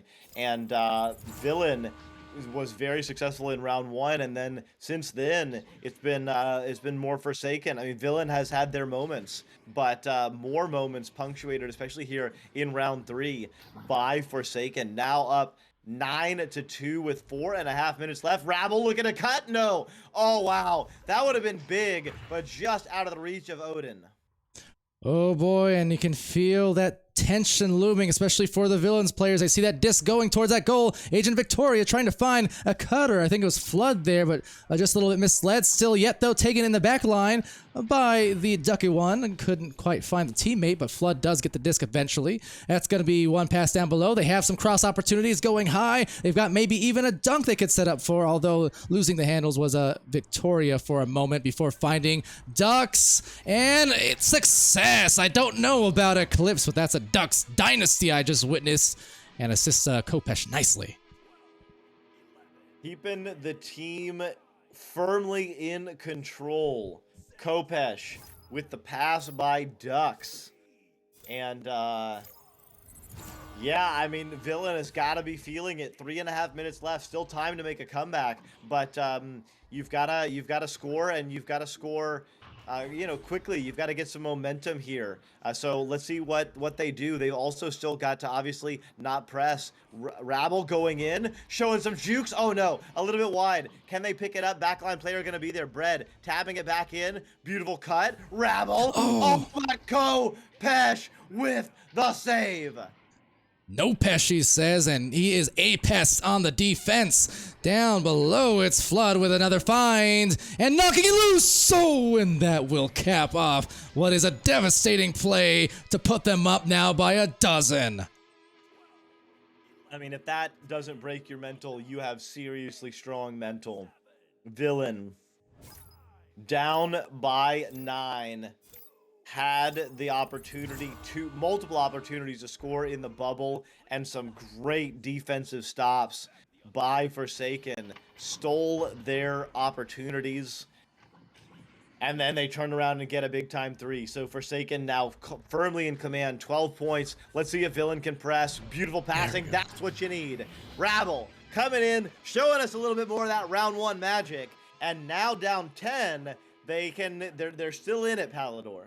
Yeah, I was going to say about a minute ago or so on some of those offensive plays, that was what Villain was getting away from a little bit. We saw some of those juke plays around the post that didn't provide a goal. We saw an opportunity for a backboard pass on a cut that they did not make. So they kind of got away from a couple of those passing plays that bought them success in the earlier rounds. And the time that expended off the clock on some of those misses and then resulting in goals on the other end too for Flood and Co here kind of spelt their doom, I feel like, in the final minutes, as now it's just indeed a matter of time on this 16-point barrage we've seen from Forsaken.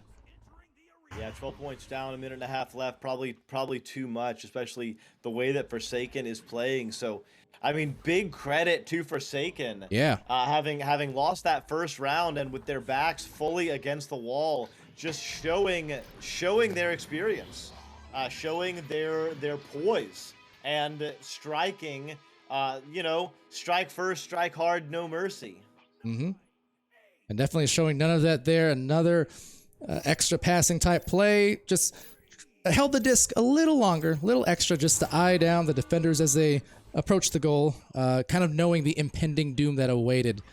And with that, indeed, maybe one more shot even, just to send it to 21. Why not? They have bursted this thing wide open. Forsaken in round 3. Forsaken. Fighting hard. They've already played. What do we say? This is their third match of the tournament. So they've played the most out of any team so far. And if they are gonna continue, they're gonna have to wake up tomorrow and fight the back-to-back defending champion Leviathan. And that is going to be a tall task. And again, we were mentioning it earlier, just not a position that I think these lower brackets teams thought they'd find themselves in, having to go against the champs just to get a chance to get to the upper brackets. And yet that is going to be the case. So well done on the victory from Forsaken. They played phenomenally, and especially round 3, they closed out, but the fight's not over. In fact, it's only getting tougher and tougher starting tomorrow. Yeah, this is how it goes. I mean, they say the tournament really hasn't begun until one of the top seeds gets taken down, right? That's when one of the top 2 teams loses. That's when kind of everyone starts waking up, and it happened early with Leviathan losing to Elijah's Lemons in their first matchup of the night. Leviathan then coming back, taking it from Estrella in 2 pretty easily.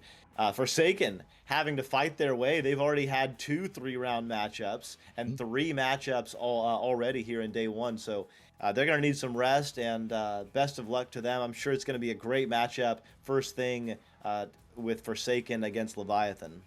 Absolutely. 3 successful victories, defenses, what have you. The point is, this team was put to the test, and they happened to pass with flying colors in the first day. Despite any bumps along the way, their record speaks for itself. They are continuing on to fight another day, quite literally so. And as chat pointed out there, I agreed, Villain played well, says Skit, and another successful season for Villain. Luigi Logic complimenting them earlier, and Kelp saying GG's, Snake, Trav, PKR, Old Man Fingies also rostered here on Forsaken, and was showed out hardcore earlier on, was phenomenal. But yeah, that's just credit again to these teams, always providing a show, never ever disappointing here in OCE, and especially in the finals time of season. It's just a whole new beast, it seems like. That was a lot of fun. That was a lot of fun for me. Fortunately, won't be able to join the cast tomorrow, but I know Palador and maybe we'll be able to pull in a Cam Jam or someone else to hop in and help out. But yeah, I mean, what a fun way to start. Not just the OCE region, Palador, but this is the beginning of finals, and I know I'm gonna be seeing you in about, I think, 7 hours at this point for the beginning of EU. Oh yeah, absolutely. We have for us, for Doc and I here, we're sitting at about 1 a.m., a little past 1 a.m. Locally, but That's right. We have the day one European finals starting in 9 hours from now, a little less than that, in fact, followed by the North American even later on in the day. So you know where to be. You know the channels. You guys have been through this before, and we'll be through it again for the next few days. A lot of excitement underway. No underselling. Don't expect anything but the unexpected. Every match, it seems like these days, especially in finals, it's gonna be a fight. So, yeah, until then, thank you so much, Doc Education, for joining me here the last couple of casts and for the casts with Wonder T over on VRML 2, quote unquote, earlier for the locally casted matches that will be uploaded later on. As well as Savannah's Taken for the moderation and all the creators as well who've made those fantastic new intros. They've got a lot of cool stuff that you're going to see in some of the NA and EU streams later on today as well. They really went all out for some of these things, and the team is firing off on so many cylinders, so a lot of things to be proud of here for VRML volunteers, players, and otherwise. Any final thoughts there, Doc, or shall I do the sign off? Yeah, just I've seen a lot of thanks in the chat. Thank you. It's been an absolute pleasure. We love to see. I love to see all Echo Arena growing, and especially the OCE region. It's just really, really, really cool. So yeah, thanks for showing, giving me a show, and looking forward to more Echo Arena fun throughout the weekend. All right. So with that note, I've been Palador. And Doc Education, that's been you. It's been great here on Channel 1. Till next time, be happy, be healthy, and be safe, of course, and good to each other as always. I will see you real soon. Good night.